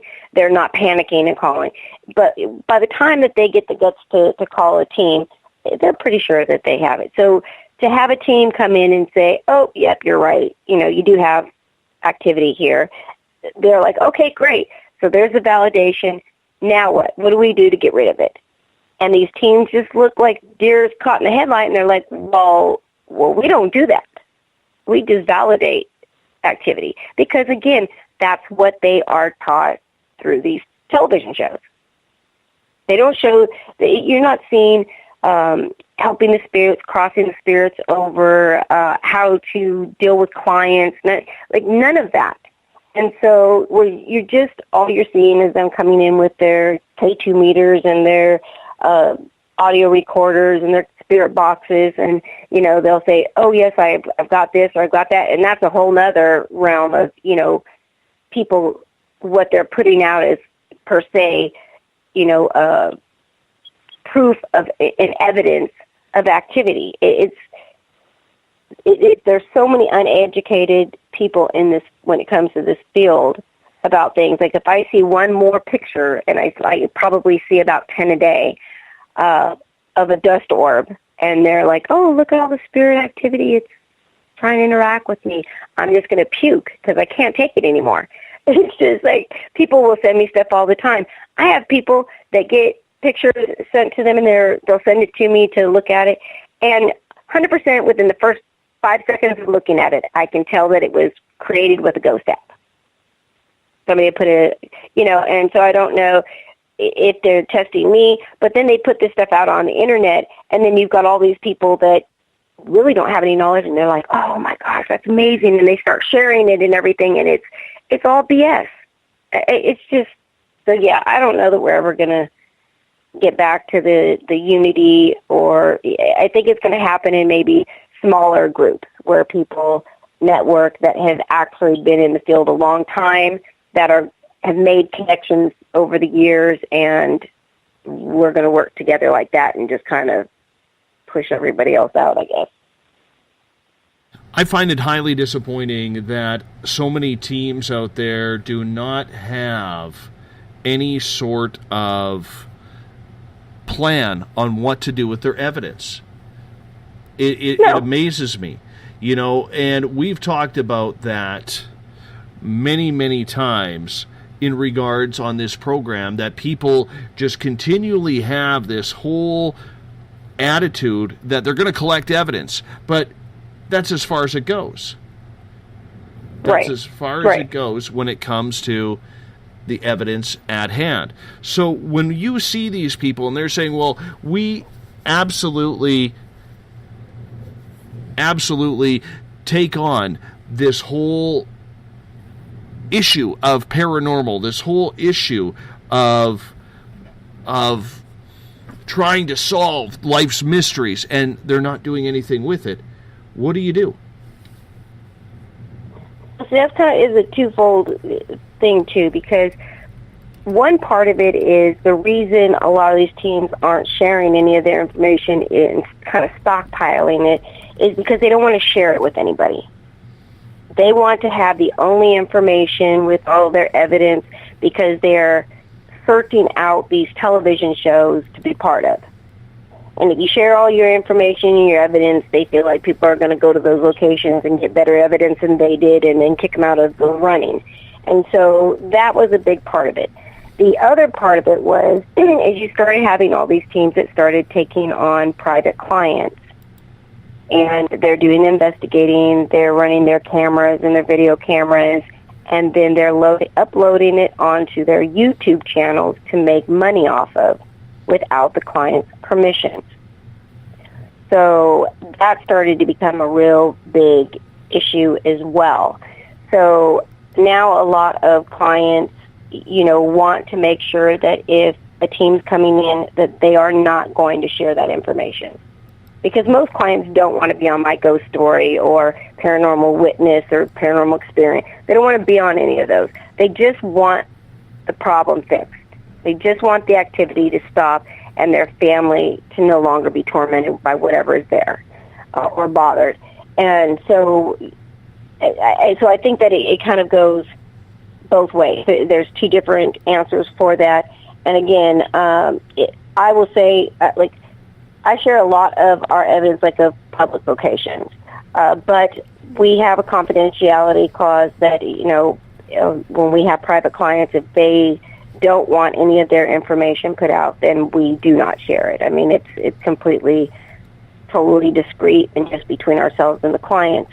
But again, if you're investigating and you're not putting anything out, which is why that you need to go to locations that aren't per se private, residences, that's where we need the investigators at. We want you to go out there and obtain that evidence and put it forward and share it so other people can see it, and we can share with each other and check out places and research together and try to find answers. That's what this field is supposed to be about. That's what we need people. We don't need these people who are, inexperienced out there trying to take on private cases. Just go out and collect the evidence and share that. That's where you share it.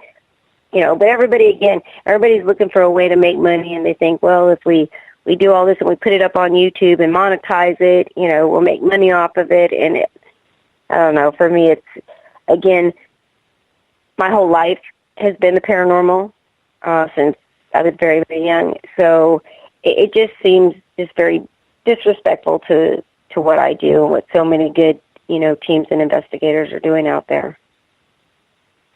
Gives us a bad name. It does, because everybody has their different goals, which is going to be absolutely imperative to everything that happens. It doesn't matter what you are. If you're an athlete, if you're a scientist, if you work at Walmart, if you're a paranormal investigator, everybody has their own goals, their own ideas on absolutely everything that is happening. So when we have all of these different ideas of what the paranormal is, do you think there's too many ideas and too many different lines in the sand drawn on which way the paranormal field should react to these situations? Because my personal feeling with this, Christine, is that we could be answering so many questions. There are brilliant people in this field of research, brilliant people. However, there are so many different strands of paranormal teams out there, the debunkers, the skeptics, the psychics, the scientists or pseudoscientists, whatever you want to call, who don't want to get to the questions. And in my opinion, those questions are, is there life after death? What happens when we die? What's it like on the other side? How did you die? Helping solve mysteries, helping bring loved ones back together, telling the history of what happened in certain places. It's not going to these asylums or these haunted buildings that are known to be haunted to throw up your EVP meter to say, look what I got at this haunted place. Yep, it's haunted. Well, Jesus, we already knew that. Right. You know? And how many times are we going to watch the same place be investigated? I mean, at some point you're like, okay, everybody gets that same kind of stuff. But that's why these shows have to, one-up it, and, they get attacked by or possessed or, by demons every week. I'm like, in 25 years, I have searched high and low, believe me, for a true possession case or a true demonic case. And I still, to this date, have not achieved that. And to see these shows, and they've got them like every single week, I just throw my hands up. I'm just like, really? Like, this is what it's come to. By the way, Eric Cooper's beard says hello. Hey, Eric. Hello. Yeah. You never know if it's Eric or the beard talking. I'm still trying to figure that part out. I bet you he's still growing it longer now with all that snow up there. It's going to be like a big old grizzly bear soon. He's got like a skiff. Come up north a little bit higher. Come up north. Anyways, that's why James has his. Exactly. No, he's not even high enough. He's like equal to Eric. Come up to where I am. Then you'll get some snow. I'd freeze. No, I'm good. I'll take your word for it. Absolutely. Anyways, Christina, we are continuing on here. I want to get into, before we get into any more of the paranormal and the loves and dislikes about it, you being a psychic medium, this is a gift you have had your entire life. And there are so many paranormal teams that are staying away from psychic mediums now. Why do you think that is? Well, I don't know. There's still, you've got all these teams that feel, again, our favorite word, that they are scientific based, and it should all be based on the evidence that they're able to bring forth. And they seem to feel that psychics, and because there's so many out there that are perpetrating that they're psychics and they're not, again, they're giving a bad, black eye to the whole mediumship and working in the paranormal. So some people are still very, very skeptical. But I will say, over probably like the past 5 years, I've actually seen so many people, so many different teams, try to connect with a good psychic or have a sensitive on their team and are much more open. Because I'll tell you, it definitely, although a lot of people are skeptics, if you have a good psychic on a team, it can be very helpful. Now, like with our team, so I have my group out here is PPRS, and it's the Psychic and Paranormal Research Society of Sacramento, California. So whenever we get a case or we're going to go do an investigation, we'll have the case manager who will get all the information, all the background. They do all the research on the place. And then I'm never given any of the information. I just tell me when I got to be there and where to be. And so we'll go. And I will go into a location, and myself and my co-founder is also a psychic medium. We've worked together for like the last 8 years. We just go and walk separately through the house, and we see what we pick up on. We write it down. Then once we get done with that, we come back. We then put those pads away. We go back in with our equipment because, of course, we kind of are all around. We do everything. Then after we do that, we go and we sit down with the family or the clients, and we tell them what we picked up as far as psychically. And right away, either a person will be able to validate it or not. It either makes sense or it doesn't. And once we do that, we will tell them. As a psychic, I'm not a big electronics person, and I've never needed them. So to me, they're kind of pointless as far as helping me. but I have a lot of people on my team that aren't. So that's how they capture, different evidence and then their own experiences or whatever they get. So for us, we'll go in there and tell the client, and then at the same time, once I know what's there or what's going on, I know what to do. So I don't have to go back and, go through all the evidence and everything and do a big reveal to the clients and, okay, now we can set something up to take care of it. No, why? I'm not doing a television show. I'm trying to help a client. So if there's spirits there that need to be crossed over, that's exactly what I do, the exact same time that we're doing it. I also do not have to investigate, overnight. I'm getting too old. I'll be 50 years old. Oops, I just told my age, but I'll be 50 years old, and I'm not trying to stay up all night. I stay up all night working. I'm not trying to stay up all night investigating. It's this is all I ever do.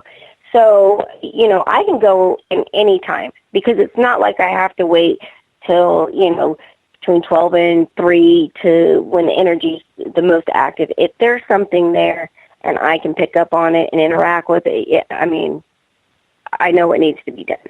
So, and there's a lot of simple answers and for the reason for the activity, even when it comes to the spirit world.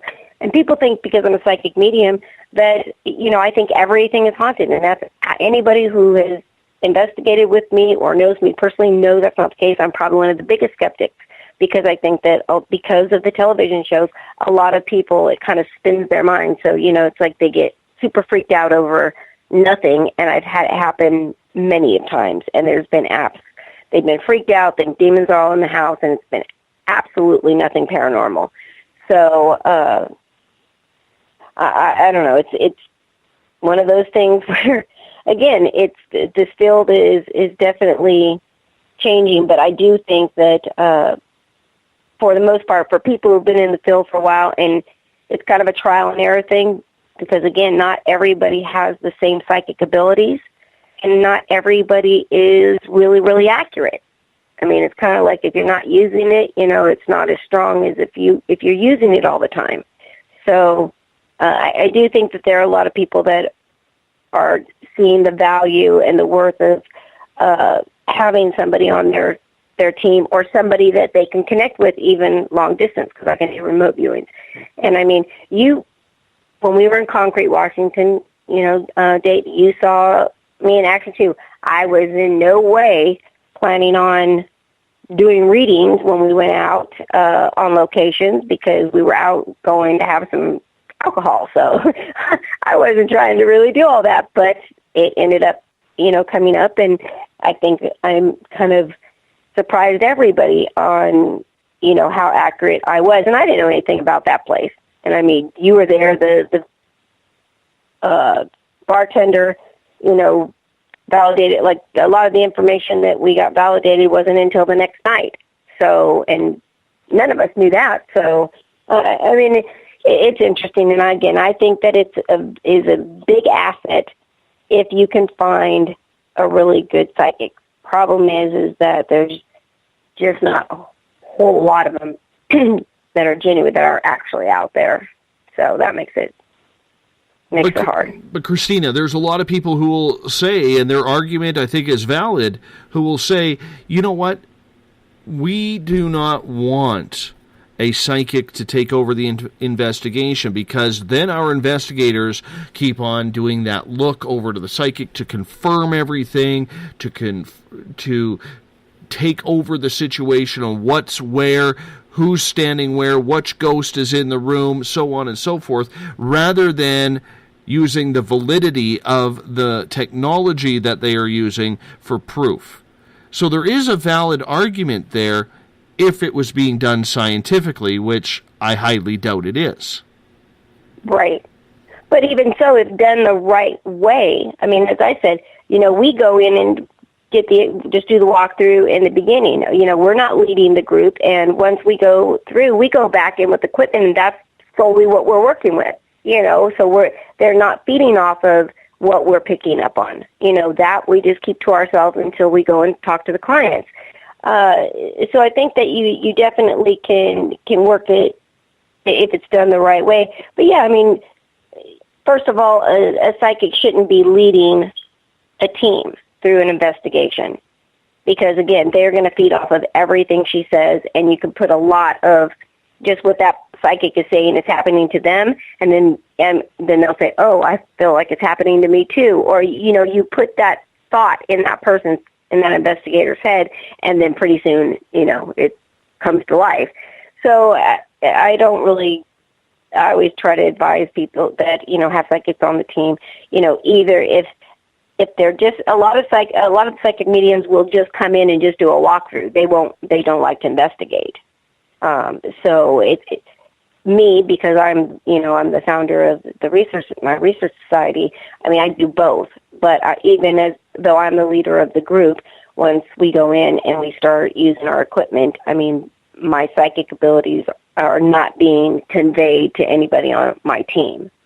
So whatever they get, whatever they experience, plus when we do our walkthrough, our team never knows myself and my co-founder, what we picked up. We write it all down, then we put it away till after we're done with, at the end of the evening. And then we bring it all out and compare everything and then see. And again, you can get a lot of validation. And so when the psychics do pick up on stuff that your equipment could never pick up on, then it's very valuable.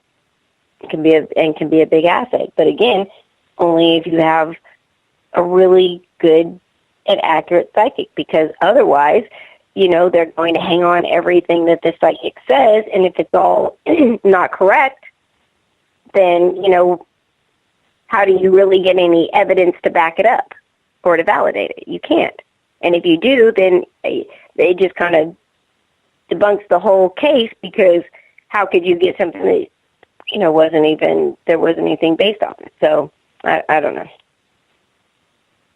My opinion of it is, if you're going to have an ovilus, or you're going to have a K2 meter, or you're going to have an infrared camera or a FLIR, that to me is using the same type of technology as what a psychic medium would be. Would you agree with that? Right. Absolutely.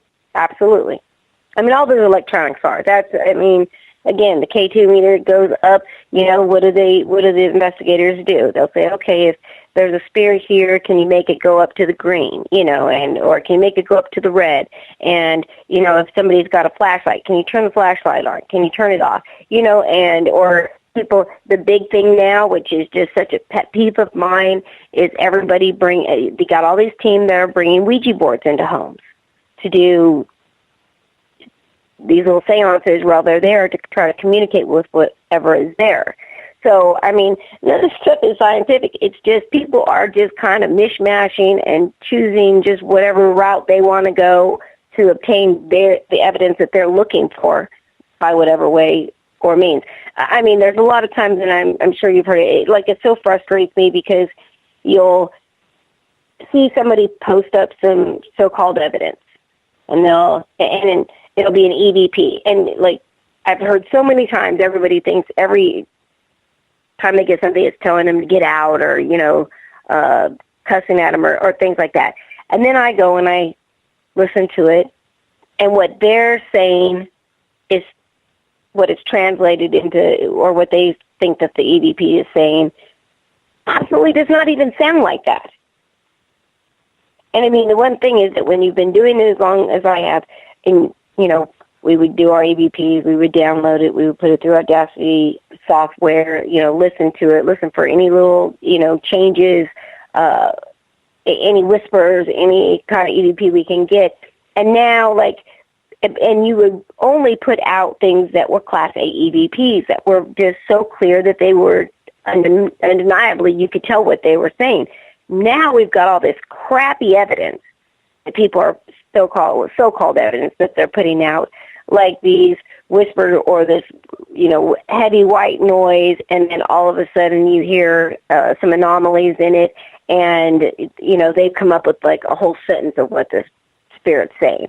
And you when you listen to it, it doesn't sound anything like that.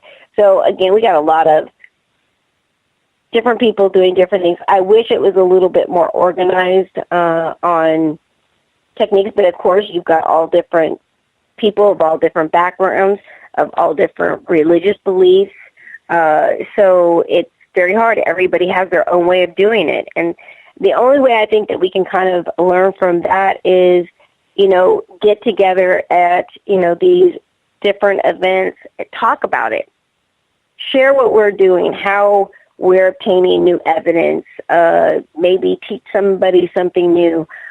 But that's what I loved about the event up in Concrete. I mean, we had everybody was talking, and even though the fields outside of the paranormal and say ufology, Bigfoot, any of the crypto stuff, they're very separate.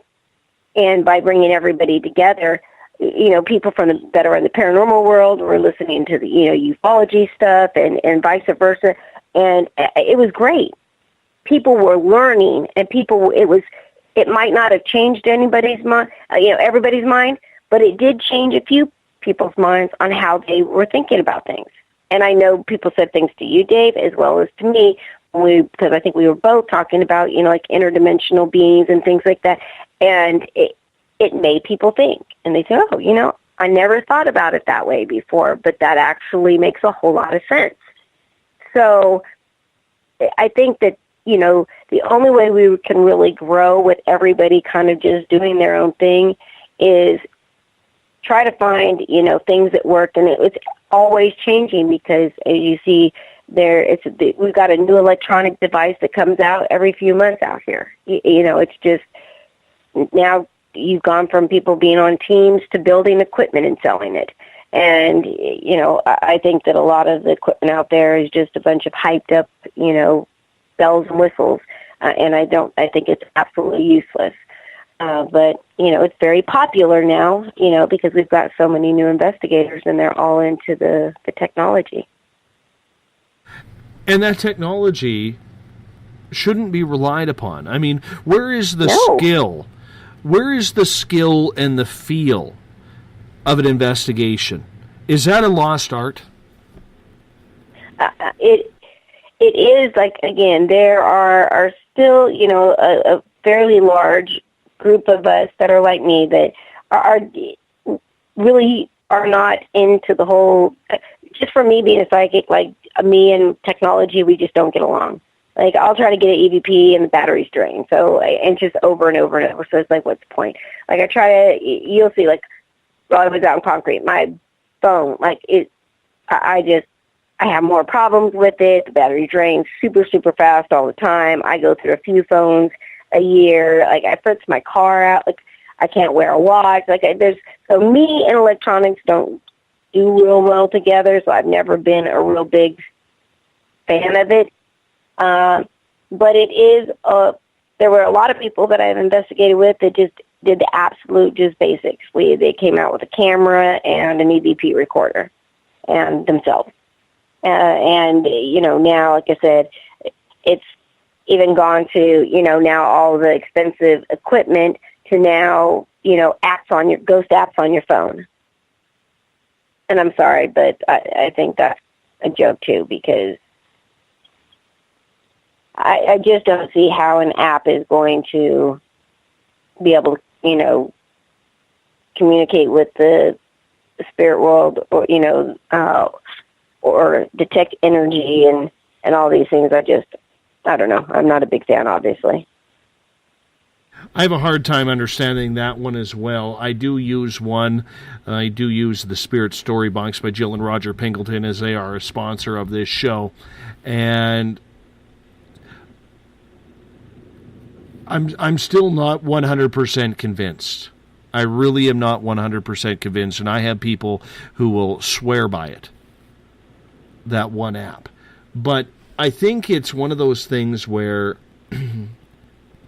when it comes to the technology, I think it's good. I really do. I'm just not sure that, and just so you know, people who are calling in, we do not take callers on this show. You have to be in one of the chat rooms in order to get a question in. Okay? Or hit me up privately and I'll get it in there. But what I'm saying here is when it comes from the paranormal side and the technology that's involved, how do we know we are getting proper responses? How do we know that computerized technology is not failing if we have no feel or no personal sense to the site of investigation. Right. You don't. And you're relying on whatever that app or whatever that technology gives you as if it's gospel. And I just don't see how people can do that. I mean, look, so the Ghost Radar app. Okay, so they used to be one of my sponsors long ago. But I would take that thing out. Now, mind you, I visually can see spirits. So I go to a location I knew that has activity. I can see where they're at. They're just not the same little blips on the radar, on the phone. And so it was kind of like, you know. So the thing is that people who are, I don't want to say they don't have abilities, because we all have abilities, but aren't as connected, or they're not activated, or they still have that block. Those people want to just be able to do what we do and be able to interact. So I think that's where it comes from, and so that's why this has become so, you know, popular.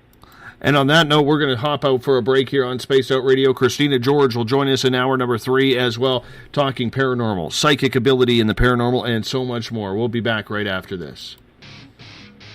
The SOR Sightlines is a place for you to find answers to your strange experiences. Hi there, this is Mike Schmidt.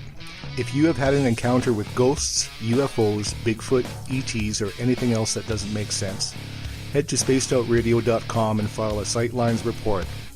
All information you give is 100% confidential, and I will personally help you find the answers you need. SOR Sightlines, your answers are a click away.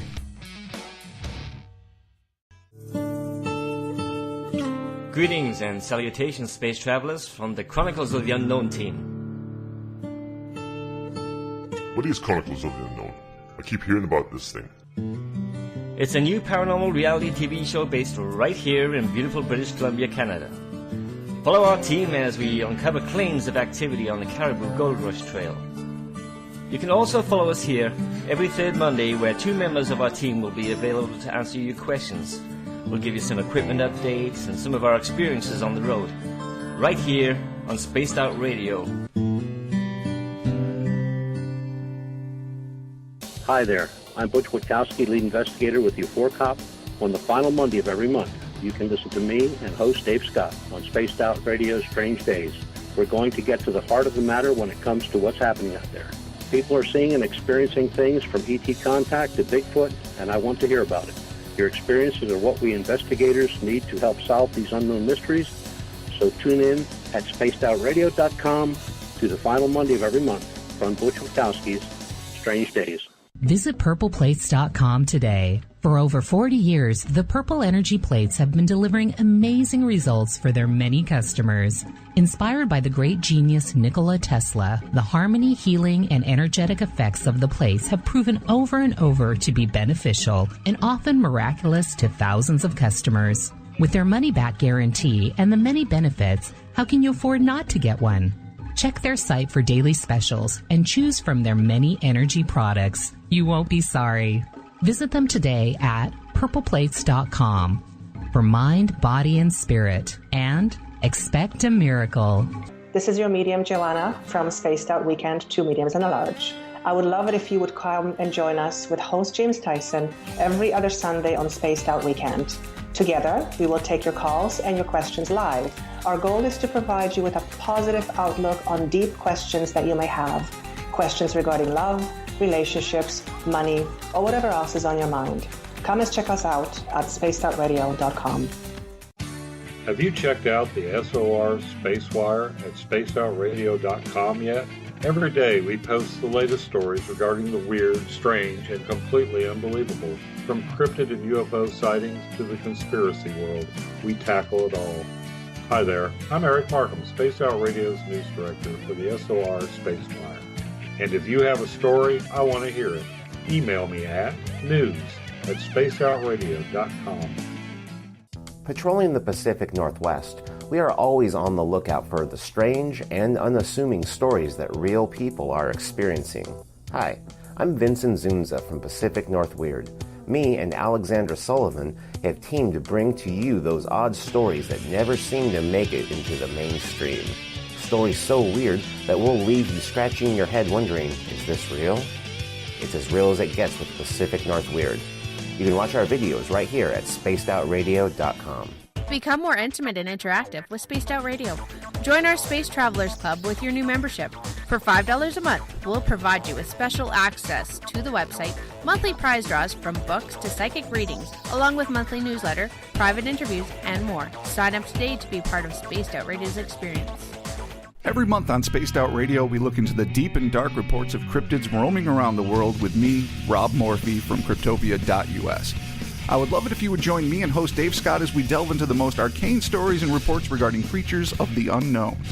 My job is to hunt down the details and bring the evidence forward to you. These aren't your regular Bigfoot stories I'm talking about either. You can find out more about crypto history at spacedoutradio.com. Looking for a place to advertise at a very reasonable cost? Look no further than Spaced Out Radio. SpacedOutRadio.com has an advertising tab that you can click to check out our daily, weekly, and monthly packages to play on the radio, or our website including social media. From commercial spots to banners, we have it all. Check out our competitive pricing today.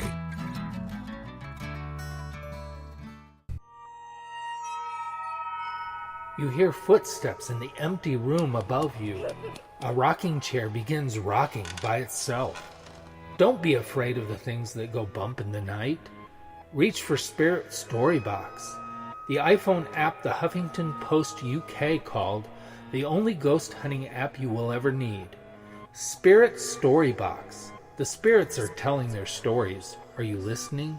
Strange creatures lurking in the night, the sounds of wood knocking in the forest, odd happenings right out of a fictional world. These are the reports I love.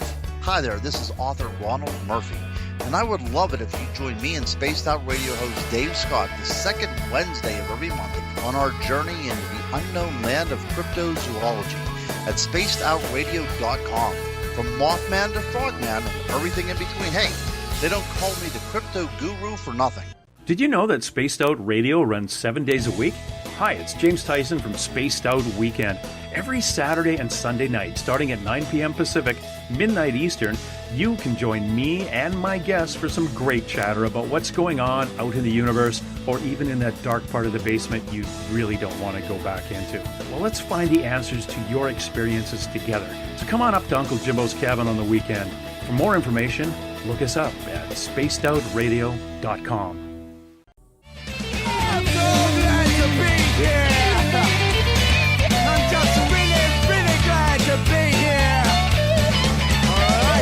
Would you like to connect with us on Spaced Out Radio? Head to spacedoutradio.com to check out the latest shows, guests, and sponsors. And don't forget to sign up for the Space Travelers Club. You'll find all you need at spacedoutradio.com. Welcome back to the final hour of Space Out Radio tonight. I am your host, Dave Scott. Good to have you along for the ride. Tomorrow night on the show, Evan Kale will join us. We're going to talk about the chaos theory and so much more. I'm going to be joined by Eric Markham as well tomorrow night as my co-host during the show. We get going at 9 p.m. Pacific, midnight Eastern time, right here on the mighty SOR. If you're listening in on Revolution Radio, remember it is a donation station financed by you, the valued listener. Do us a favor. Visit freedomslips.com and donate today. We are also live on 107.7 FM in New Orleans on the United Public Radio Network. Joe Montaldo, his great beard and mustache combination, have us kicking back in the night. Thank you to the many listeners that are out there in 160 countries around the world. Good to have you with us on a daily, nightly basis. Bill Cardwell has set the password for tonight in the SOR Space Travelers Club. Viscoelastic is your password. Viscoelastic. Use it wisely, space travelers. You don't want to get in trouble for using it improperly. Viscoelastic is your password for the night. If you want to follow me on Twitter, you can do so at Spaced Out Radio. Give our Facebook page a like, Spaced Out Radio Show. On Instagram, I can be followed at Dave Scott, SOR. Subscribe to our YouTube channel, Spaced Out Radio Show. Tune us in on TuneIn. Download our show and others on iTunes, and our website is spacedoutradio.com. Peruse around there. We have a plethora of very interesting items for you to check out at spacedoutradio.com. Reminder, if you are listening in and you are following along on Twitter, if you want to get a hold of me, hashtag spacedoutradio. I'll get it. I've got my tweet deck going. I will get it going for you as well. Tonight we are talking with Christina George. She is a psychic medium, long-time paranormal investigator on the West Coast here in California. About 1,900 miles south of where I am right now. Christina, welcome back to Spaced Out Radio. Thank you so much. We've talked a lot in the first hour that you were with us about a lot of the problems that are in the paranormal, especially when it comes to investigative skills, what to use, what not to use. You being a psychic medium, there's a lot of controversy around people such as yourself who have intuitive abilities and whether or not they should be part of an investigative team. What are some of the benefits, do you think, that a person like you brings to a paranormal team? Well, again, a lot of times I can pick up information that only, say, the family can validate, that none of the equipment would pick up on, and the picture won't tell. I can pick up on, say, who the person is, what their name is, what they look like, describe them, explain how they died, the time period of when they died, the type of clothing that they were wearing. Like, you're not going to get any of that taking a picture or getting the EVP. And even if you use a spirit box, ghost box, any of those, I mean, again, the skeptic in me on the electronics is that, there's a library downloaded, because I know people who build those apps. So for you to be able to say that 100%, that these words that are coming through, hit and miss, have anything to do with the investigation whatsoever, there's nothing. Information I'm going to get, it's going to be actually accurate. And again, I mean, you got your own taste of seeing me in action. I mean, what did you think? Well, I mean, as someone who is a proponent of paranormal teams having a psychic on board, I think it is an incredible tool. Personally, if I go out on an investigation, I'm someone who uses a pendulum. People use dowsing. People use Ouija boards. People use ghost boxes. To me, there is no difference between any of the tools. And you can pick on one or the other and say, well, you don't know what you're talking to. You don't know what you're talking with or anything along those lines. And in reality, even with an Ovilus, even with a FLIR camera or something along those lines, we don't know what we're dealing with either. So I don't understand the catch-22 on whether it's a Ouija board, whether it's a psychic, whether it's dowsing, and those being problems as investigative tools, especially when a psychic or a dowsing or a Ouija board has literally been used for centuries. Yeah, well, it's actually not about the tools. I mean, all of those that you mentioned are all just tools, all of them. But the thing is how you use them and knowing the correct and proper way to utilize them. A lot of people, will use Ouija boards, and that's my pet peeve, is because if you're going to use a tool, whether it be anything, when you're using it to open communication, you need to know the correct way to use it. Because if you open a door, you're right. You don't know, if you do, especially if you have no abilities, you don't know what might come through. You might think you're talking to, Grandma Jane, and, it might be Bobby Joe. Who knows? You don't know, and some of them will mimic, other people. It's crazy. So, but again, they are all tools, and they've been being used, as far back in time as you can imagine. So, I mean, But I would trust actually a lot more of those tools than, the electronic stuff, to be honest. I feel like I'm like my grandmother at this point, like when computers first came out, and my grandmother was so, against technology. She's just like, she didn't need it, wasn't necessary, and she died that way. She wasn't interested in having a computer or anything that was electronic, a cell phone, none of that. And I feel like I'm turning into her because it's what's going to happen. I mean, that this is the time that we're in. We're very technological, crave a lot of technology in our society. So, I mean, these things are going to thrive, and it's something I guess I'm just going to have to get used to. But again, for me, it's different because I don't need any of those tools to get the information. So for me, it's kind of like a waste of time, especially when I try to use one, because I always like, when they come out, I always like to see how accurate they are. So I'll take them and use them just to see if we'll get the same information through the app or through the spirit box or whatever that I'm getting personally.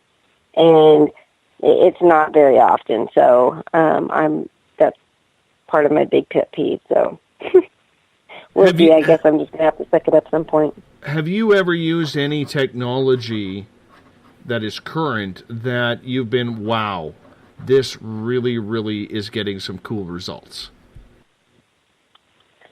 I mean, there's so much equipment out there, especially like all the different spirit boxes that they have out there now. There's all different types and versions and bells and whistles, and some of them.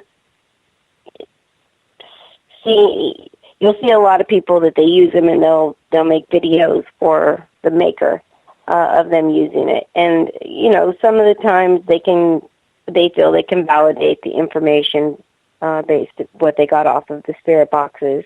And I've seen some that seem to be pretty accurate of things that came up. But again, it's just so very random, and it's just like one word. Or a couple words, so it's not going to be able to tell you the history. It's not going to be able to tell you its story, or what what kind of the help it wants or needs, different things like that. And you're basically just utilizing this tool to give you a lot of bits and pieces, and then us as humans are trying to put that together to figure out what it means. And that might not even be the order it goes in. That might not even be what it meant. Or it might not even be right because, again, it's just random, monitored, and it's got a dictionary downloaded into them so that it can pull from. So, yeah, I don't know. I have a question from Ron in the SOR Space Travelers. Christina, do you cross over souls, and can you protect a team if dark and negative entities are around? Absolutely. When we have any investigations, if there is activity there, my intent is to cross them over. Now, that it isn't always what they want to do. Some spirits are here for a reason. They choose not to cross over for whatever reason, and there's a whole plethora of reasons why they don't cross over. Some die very tragically or quickly, and they don't realize that they've died. So they're just kind of reliving, their last day over and over like Groundhog Day, and they just don't realize that they're just caught in that loop. And then there's other people who are very religious, who have maybe, say, committed suicide, and they've always been told, that, if you commit suicide, you're going to go to hell or you're going to go to purgatory. So they're afraid to cross over into the light. So there's many reasons that sometimes spirits don't want to cross over. Now, there are ways to kind of forcefully push them through, but I tend to not like to use that. I feel like it's a bullying, method of making them cross over when they don't want to. Who am I to say that they have to cross over? But if they don't want to cross over, they can't stay where they're at. So they have to find somewhere else to go wander to, but they're not going to be able to stay at that location. Because again, my first priority is to the spirit themselves, to help them. Because usually if there's activity, they're trying to communicate and they usually want some help, or they've got a problem. They might not like you there. They might think you're intruding on their house. They it might just have been not crossed over and been a really mean person before they died, and because they haven't crossed over, that sticks with them until they do cross over. So there's so many different things. So my primary goal is to help the spirit world. Second in line is the client, so give them their peace of mind back and give them their home back, because I feel like our home is our sanctuary, at least it should be. And again, for me, since spirits are around me all the time, it's like I want one place where I can at least get some peace and quiet. And who wants to have their family, their children, their friends, bothered in a home that they live in?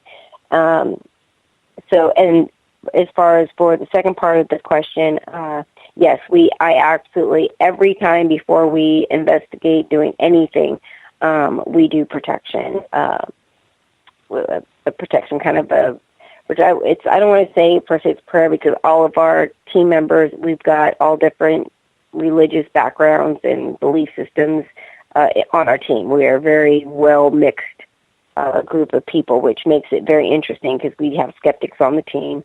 We have, sensitives on the team. It's a very eclectic group, but it works really, really, really well for us. And so I always want everybody to be protected, and everybody's really on the same page. So we just kind of have, this very methodical way we do everything, and we never start a investigation without doing some kind of protection. And also, if somebody's not feeling well on our team, even myself, they're not allowed to investigate, because that when your immune system's down, or you're sick, or you're really tired, you haven't slept long, you are more open if there is something negative there to the protection to not really help you and be attacked. So if they're not feeling 100%, they need to stay home. So my team is a very high priority for me.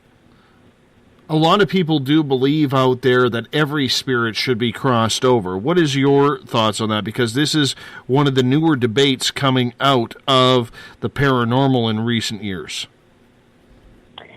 Well, I used to believe that they all should be crossed over. But again, over the years, there's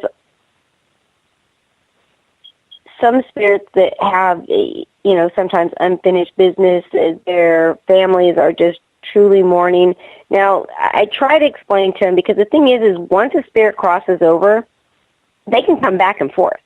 It's not like once they cross over, they can never come back. They're gone forever. And a lot of people think that. So sometimes you'll even get people, when they find out it's like a family member that's in their house and not some demonic entity, they won't want you to cross over grandma. They want you to leave her there.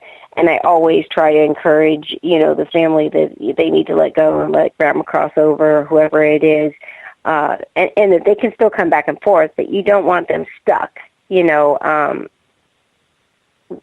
this.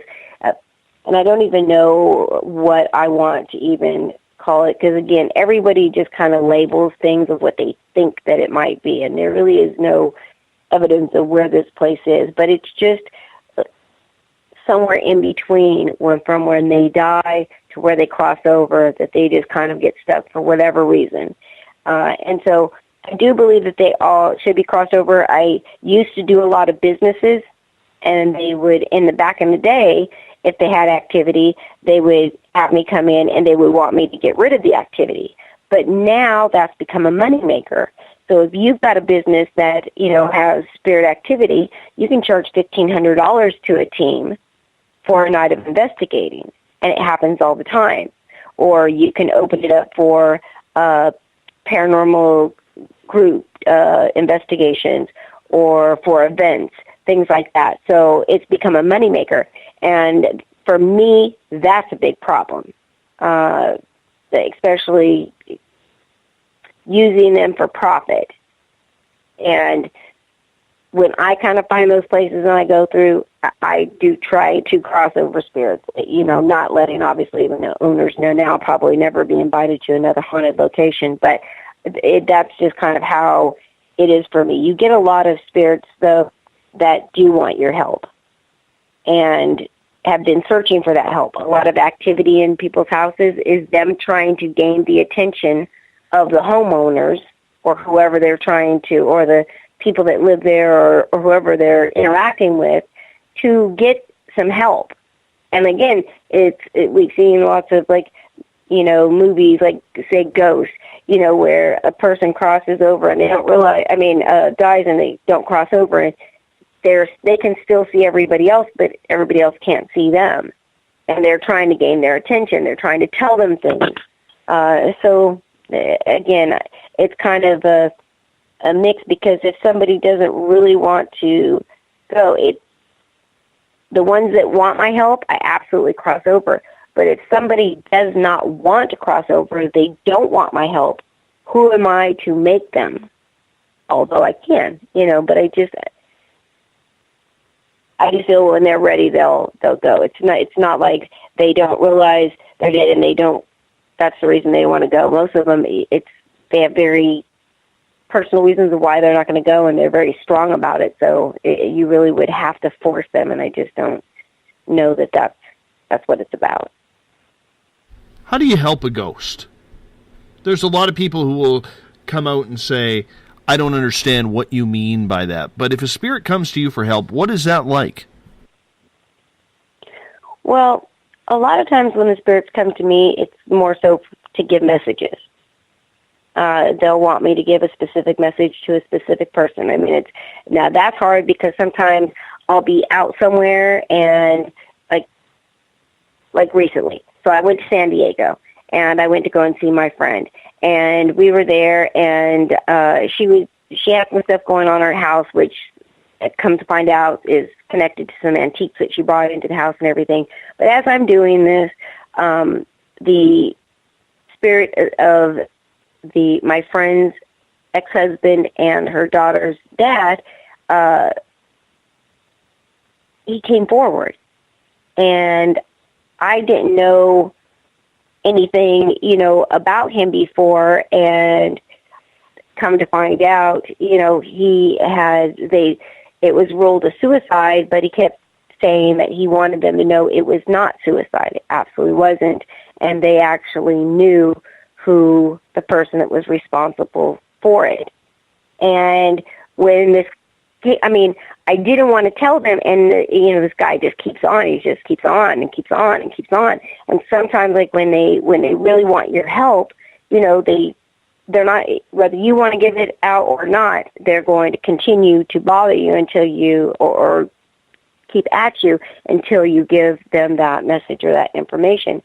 But I will tell you, when I started giving this information to them about him, their jaws just about dropped on the floor. And, they were both just looking at each other, couldn't even believe the information that I was getting. And so all of a sudden, the daughter, just falls apart, and she just starts, bawling. And she's an adult child, so, she's not like a little kid. And I was just oh my God, I didn't mean to make her cry.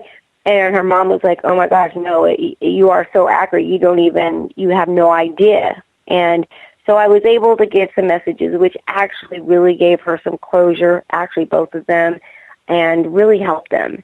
And then there's other times where they need help and they want to cross over. And those times, again, there's so many reasons that spirits will come to you. But again, for me, it's usually they either need help or they have a message that they want to get across to somebody. And they just that just comes out of nowhere. It is interesting because there's so many different scenarios that we do not know about when it comes to the spirit world and what is actually keeping him here. We actually did a paranormal investigation over at a client's house on Saturday, and it was the first one that I was conducting on my own.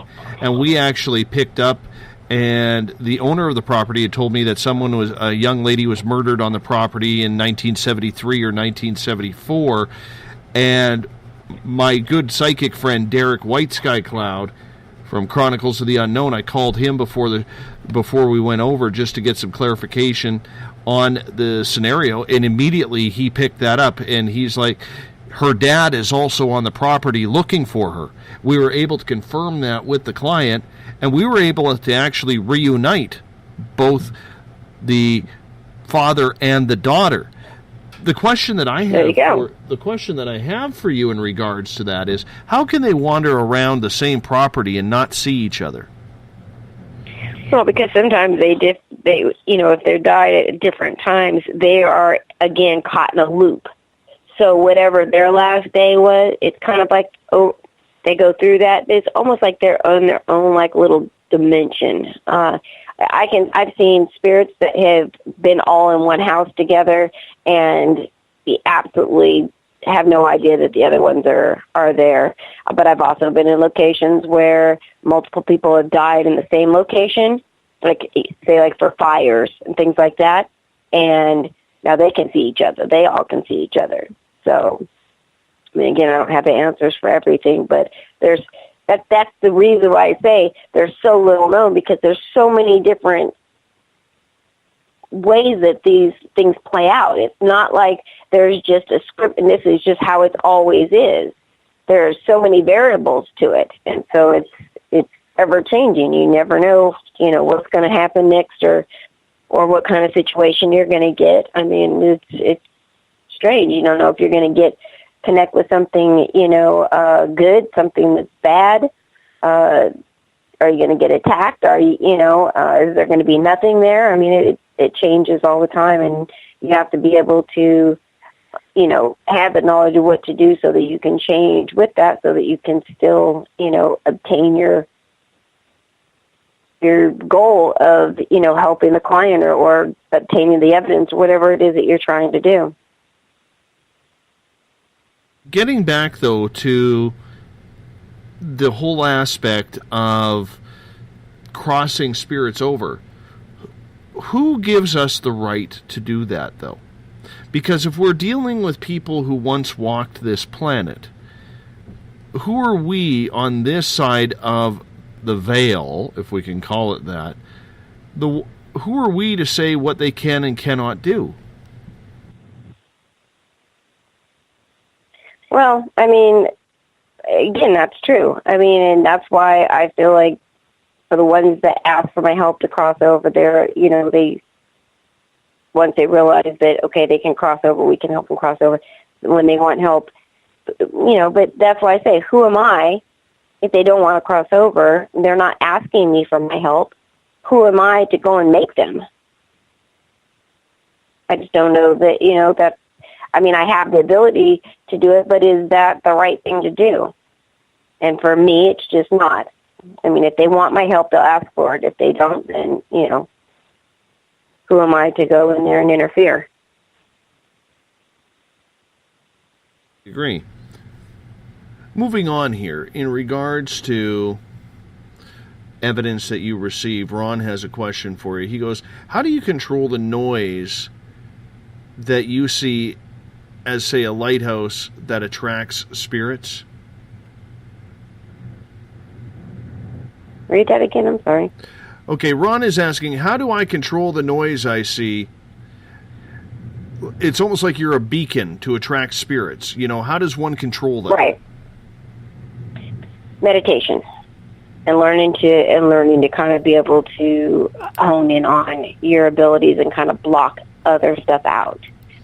For me, that's probably been one of my biggest lifesavers out there, as far as being able to really start to be able to hone in, really kind of block out all the additional white noise that you get and get the clear messages. Again, because sometimes I can see the spirits, sometimes I'll hear them, I won't see them. Sometimes I can do both. And sometimes I can see them, but they don't say anything.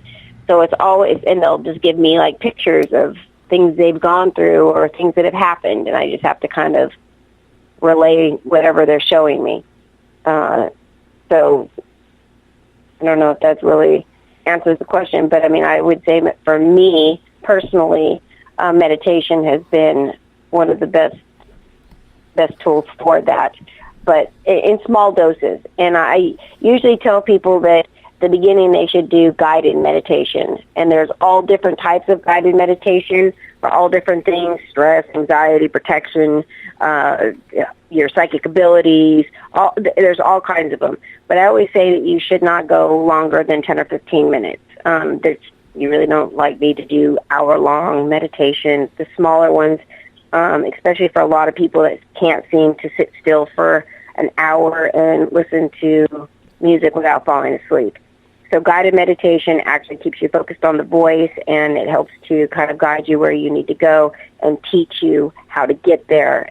Especially that's really good right before you're going to investigate or things like that, to kind of like pull your energy all in and be kind of like, in the right mind to go in and up against whatever, interact with whatever's there. Do you enjoy it? Do you enjoy having this type of contact on a daily basis? Do you enjoy it when it happens in the field or when it happens when you're out for dinner? It is hard. I don't know. One of the problems, I guess, that I have is, again, when people don't ask me for readings and they don't, it really kind of depends. When a spirit really wants a message to be put across, it's hard because it's like a 50-50 thing. You might get somebody who will, be very taken back and be very grateful for the message that you give, or you might get punched in the face. Like, you never know where it happened. And I'm just not one of those people. I want to go and have somebody punch me in the face. And believe me, it's almost happened. I've gotten cussed out, all kinds of things. So over the years, I've kind of curbed walking up to people and just giving out the message. But for me, even with that, it's always sometimes kind of hard. I'll try to kind of read the person that the spirit wants me to give the message to kind of sense, how they'll take it. And if I feel like, they won't be taken back, they won't get upset about it, I'll give the message. Sometimes, I'm not going to lie, sometimes I will not give them, because I've come across a few, people that got very, very upset because they did not believe in, psychic mediums, and the fact that you're trying to tell them, that their family member has a message for them and they don't believe in it, it's like the ultimate insult. So it's hard to have what I have. And in fact, there was a situation one time that I was actually kind of bullied and blackmailed by this little girl of spirit. I was in the hospital, and I had a girlfriend who came to visit me. And she said, she was telling me that she had a girlfriend that was, her little boy was in the hospital, and so she was in the hospital. She had seen her on her way up. And she said she was telling her about me, and the lady said, oh, I don't know why you believe in all that, psychic BS. That's not even true. And that's, God says that's people talking with the devil. And so she was very adamant she didn't believe in psychics. So we had decided it was a nice day, so I was able to stay. I could leave outside, go downstairs and go outside the hospital. I just couldn't go off the grounds. And so I went, and my girlfriend was a smoker, so I walked over to the smoking section with her, and I was standing there, and all of a sudden she's like, oh my gosh, there's my friend that I was telling you about. And so the woman comes up, and, we were just all chit-chatting, and everything seemed to be okay, as long as, I guess, we didn't talk about the fact that I was a psychic. She seemed to be okay with me, like me otherwise.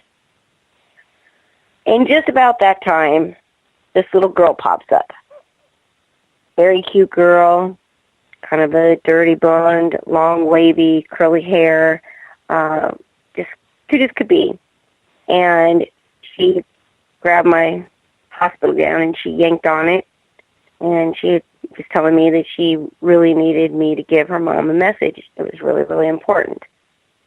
And I'm like, oh no, I know, your mom does not believe in this, nothing that I tell her is going to make it any different. I just can't do that.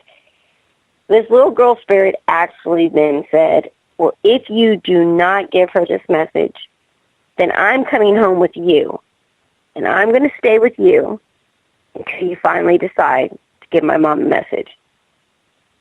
Now, it's the first and last time I've ever had a spirit tell me something like that. And it kind of took me off guard. I'm like, no, you're not coming home with me. Like, no, I don't need to bring no kid spirits in my house. So I'm kind of going back and forth with this little girl. And so finally she just kept pleading with me. She's just like, it's so important. It's so important. So finally I'm just bite the bullet, Christina. You got to, she needs your help. So I'm like, okay, well, if you want me to give it, this message before I do it, you're going to have to give me something to tell her that, without a doubt, she is going to know that I couldn't anyhow guess that or know that or any of that. And so she did, and she had told me, tell her that the way she would know it was her was the fact that when she passed, the little girl passed, the mom was grieving, and she went and had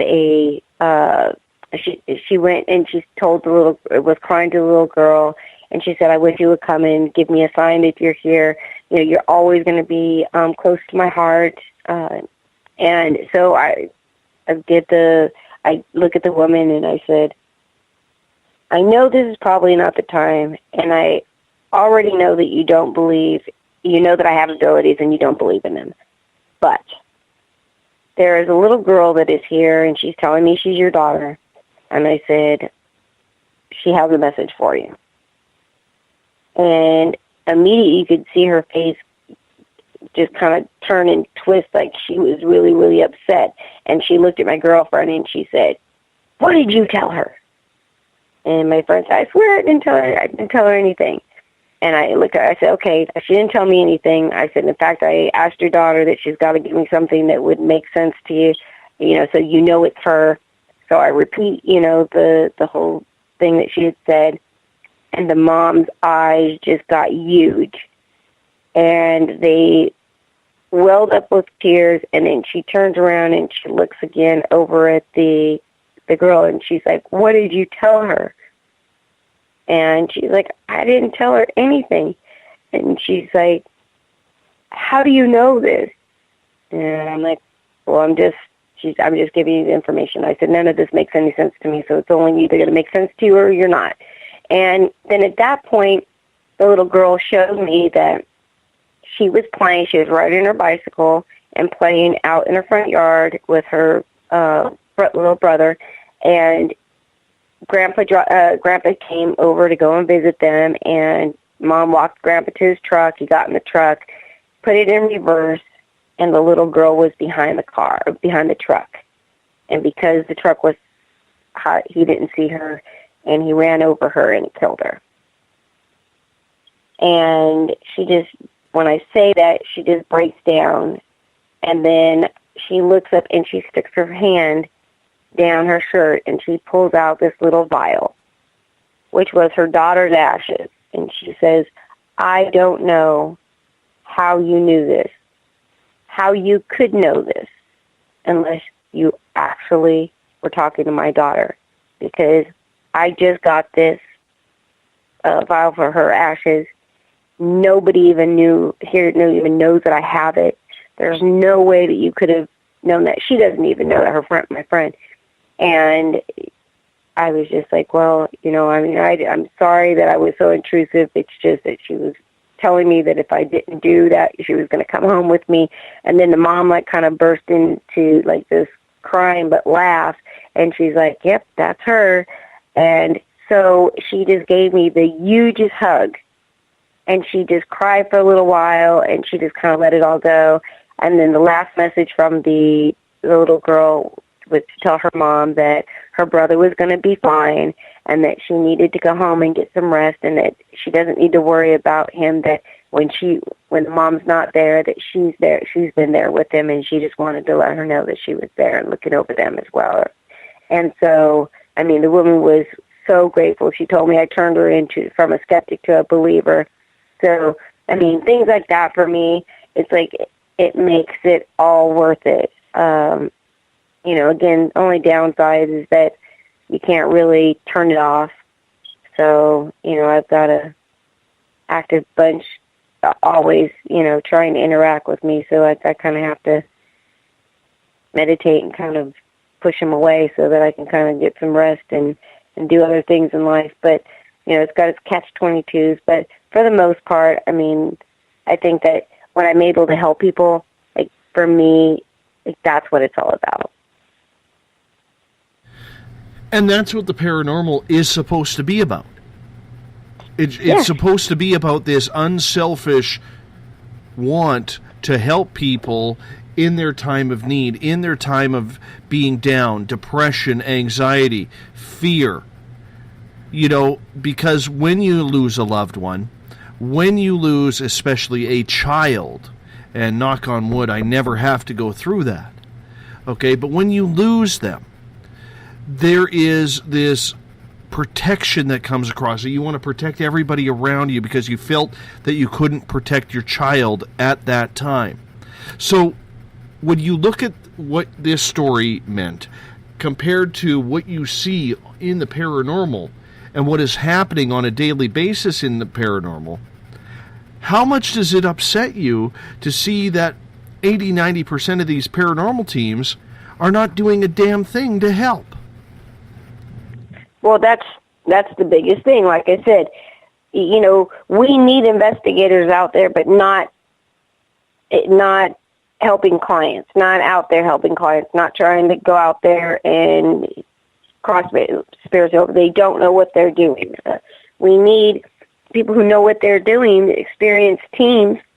And again, the way that we learn is to learn from each other, to share this information, the techniques, what they, you know, how they do it, and like that's how people start to be able to help. I mean, it should be all about helping the clients and helping the spirits, and now it's not.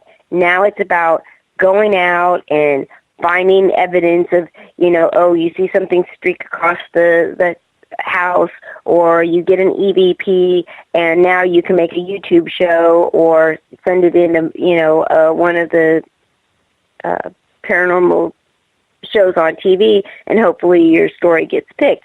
So, I mean, the whole concept of why people are getting into the paranormal has completely changed, where at the beginning it was all about helping the clients and the spirits. Now it's all about fame and fortune and egos. If there was something you would like to see enter the paranormal field, albeit personality, albeit technology, albeit something that is just missing out there right now, what would you say it is? The unity is one of our biggest downfalls, you know, where we are destroying the field from within, all based on egos and opinions. And again, nobody's an expert. So how in the world, you know, are you going to let this thing spontaneously combust based off of it? And it's, you know, me being in the paranormal field, I see it all the time. And on Facebook, I'm maxed out. I've got, you know, I'm all across social media. And all my timeline has, you know, for the last few years is just paradrama between teams, between teammates, between, you know, events. It's ridiculous. I just don't understand. Like, that's not what we're here for. It's not about each other. I mean, the events are great in order to be able to share information and, you know, techniques and thoughts and things like that, so we can all learn from each other. But instead, you know, they're just filled with drama because, you know, they'll tell the people who are putting on the events, well, I don't want to do the event if so-and-so is going to do the event because we don't get along. You're going to tell me that you can't be professional enough to go and be in the same presence as somebody else. You don't even have to talk to them if that's the case. But you can't, you're going to veto, you know, helping other people, educate other people just because you don't like somebody else who's going to be at the event. I mean, really, like, that's too much. Like, pump your brakes and deflate your head. It's not that serious, and it shouldn't be about personal opinions and feelings about other people or other investigators. Just go and do what you do. But I mean, this is what we're encountered with. So again, I always hope that we'll get some unity and kind of what my team and so many, like Eric's and so many other teams that are building networks of really good investigators with the same kind of mindset as us, so that, we have that. I'm hoping that in time that will grow.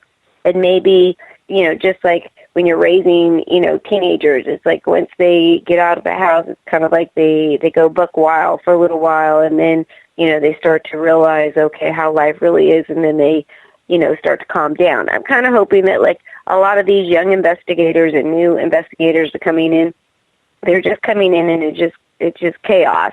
And that hopefully, as time goes on, they'll realize that, this is serious. The paranormal is not a joke. It's not for entertainment. If you're going to do it, go, stay on TV. Don't be going out and trying to help clients. I mean, it's absolutely ridiculous. You bring up a good point in regards to the idea of the para-unity. Do you think that with the abolishment from television now in Ghost Hunters and Jason and Grant's show, that this will be the start of the end to paranormal television and maybe to the fad, where it gets people onto a new hobby, or people will move on to a new hobby and leave the paranormal alone? Is that what's maybe needed for this field now? The thing is with entertainment, the paranormal shows seem to be a lot like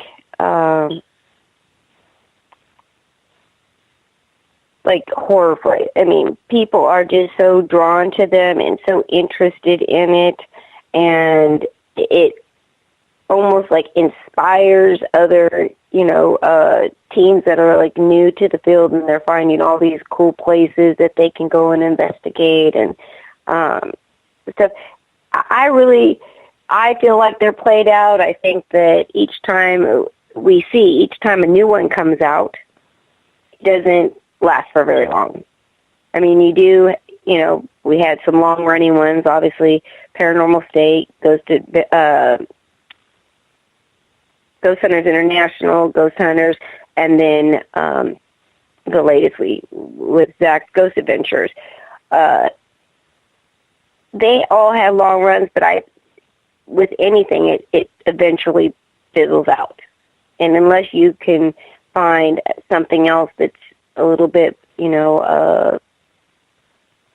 go a little bit darker or more entertaining or things like that. Otherwise, you end up getting some of these shows where, obviously you can't have a possession every week. Well, some of them do, but you can't have a possession every week, or you're not going to get evidence every single time. And so they're manufacturing it. And that's the problem that people don't understand. And the problem I have with the television networks is I personally know some of these shows absolutely fake some of their evidence. 100%.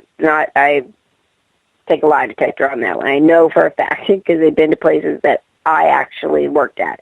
So I know that. And it's happened, multiple times. So the thing is I get that this is entertainment. This is scripted entertainment. But just with like so many other quote unquote reality shows, they're putting it out there as if it's fully reality. Like, this is how paranormal investigators go and investigate, and this is what we do, and all this kind of stuff. And it's very troublesome because, again, some people go out, and I'm all about respect, and some people are out there, provoking and cursing out the spirits. And I always say, look, what if somebody just walked into your house that you didn't know, and you didn't feel like talking to them, so they just started cussing you out? Do you think that, they're going to want to interact with you treating them like that? And you might, end up getting attacked. Who knows? And it doesn't even mean that it's demonic, because there are plenty of spirits that haven't crossed over that are very, very nasty. and have no problem trying to push you downstairs or trip you or have something happen to you. I mean, I've seen them many a time. So, it's, well, sorry, I'm reading you guys' chats all at the same time as I'm talking to you. They're all over the place on the Nanaimo bars right now. And if you're American and you've never had a Nanaimo bar, which is a Canadian staple, much like maple syrup, you're missing out. I don't know. When you come up to British Columbia, I will get you some Nanaimo bars. What are they? They're all over the place. I mean, but what are they? I mean, what are they made of? They are I don't even know if I should get into this because they are they are like eating heaven. It's heaven in your mouth. It's chocolate. It's, oh goodness. How would you put it? I don't even know how to explain it. All I know is my mouth is watering just thinking about it. Check out the recipe. I will. Now you're making me hungry. I haven't eaten yet. Yeah, it's definitely the how would you put it? It's definitely a nice hidden gem for Canadian cooking and Canadian pastry. Okay. Anyways, I'm gonna get lost in there now. What were we talking about? Something to do with ghosts and something like that? Yeah, I know. Now you got my stomach growling. Yes. If you want to go Google those. I'm gonna have to feed. I'm gonna have to feed after this. But yes, Google the recipe. And you gotta try. They'll put it in. They'll put it in there, and I'm seeing pictures. Oh my gosh, that looks amazing. Yes. Nanaimo bars. I lived in Nanaimo for a couple years, you know. I started my radio career in October of 1980 or 1998 or just outside of Nanaimo. And then I moved to our mother station in Nanaimo and then back to the little station out of town. Oh, yummy. Quickly, because we only have about 6 minutes left here with you. And I know you got to get some sleep because you're prepping for Vegas in March, pardon me. That's right. Right. You have to build up to it. Yeah. Well, if I keep having these week-long trips that I have to go on where they include, hanging out, tequila, and then trying to get back in time and do shows and interviews, yeah, I'm going to need a real good rest. Oh, absolutely. Because Vegas is going to be great. Do you think with the cancellation of Ghost Hunters that this could be the beginning of the end for Paranormal TV? Because that was kind of the big one. Yes, Zach and his Ghost Adventures has kind of taken the reins to it, but when the staple show of the community all of a sudden leaves, it leaves a giant gap. Whether they were on top of the ratings or whether they weren't is irrelevant. It still leaves a giant gap. Could we be seeing the beginning of the end? I think so. I think so. I mean, the problem I see that they'll probably go away on TV. They'll try to bring different ones back, whether they last or not. It won't be like how these other pioneer shows will be. But what I do see is a huge influx of YouTube channels of paranormal teams doing their own shows. Saying, screw the network. We'll do our own little mini shows on investigating. I'm already seeing them now.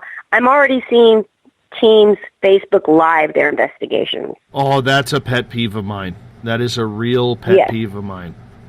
It really is. And seeing it all the time. I'll tell you why.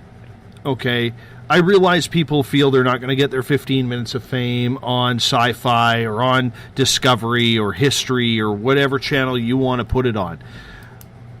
There's a reason. It's not that good. That's why you didn't get the job. Mm-hmm. And, you know, the problem that I have with all these people putting it on YouTube or Facebook Live is there's people out there doing damn good work, doing it the right way, trying to get their opportunity. And the one thing the paranormal field hasn't learned yet is if you keep giving everything away for free outside of the investigation, okay, because you never, in my opinion, you never want someone paying for an investigation. But everything else, if you keep doing it for free, there will never be that big financial buildup that should be happening in this field. It's a real catch-22. I don't like it. Yeah. Well, and again, now people can just, everybody's got, you know, great cameras. I mean, you don't even have to have the, you know, expensive cameras. I mean, now some of these phones have such great quality that you can use them. They go and they videotape everything or live stream it right from there, and they monetize it, and that's where they start making their money. They get a big enough following, you know, you can make some money off of it, and that's where people are going. But I feel like it's going to flood once we lose the television show. Or maybe it will do the other action, and that's push the mediocre out. It might, but, you know, unfortunately, in this field, everybody can kind of do whatever they want. And there's so many different platforms to do it. It's like if people don't like them in this group, they'll go start their own group. If people don't like this, they'll go try that. I mean, it's not like you're really going to kick them out. They're just going to come back and find a different way in through a different door. It's kind of crazy. I got you on that. We only got about 2 minutes left with you, beautiful Christina. Aw, thank you. In your opinion, paranormal media, too much, too little, we need more, we need less? What do you think? Way too much, because they only focus on the drama in the paranormal.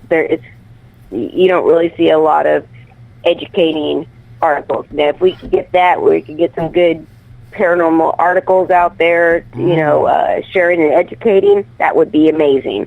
But, you know, it's all about, they're like tabloids. I'll give you a little hint. In January, we are setting up Spaced Out Radio's SOR Spacewire with full journalistic writers, journalistic articles.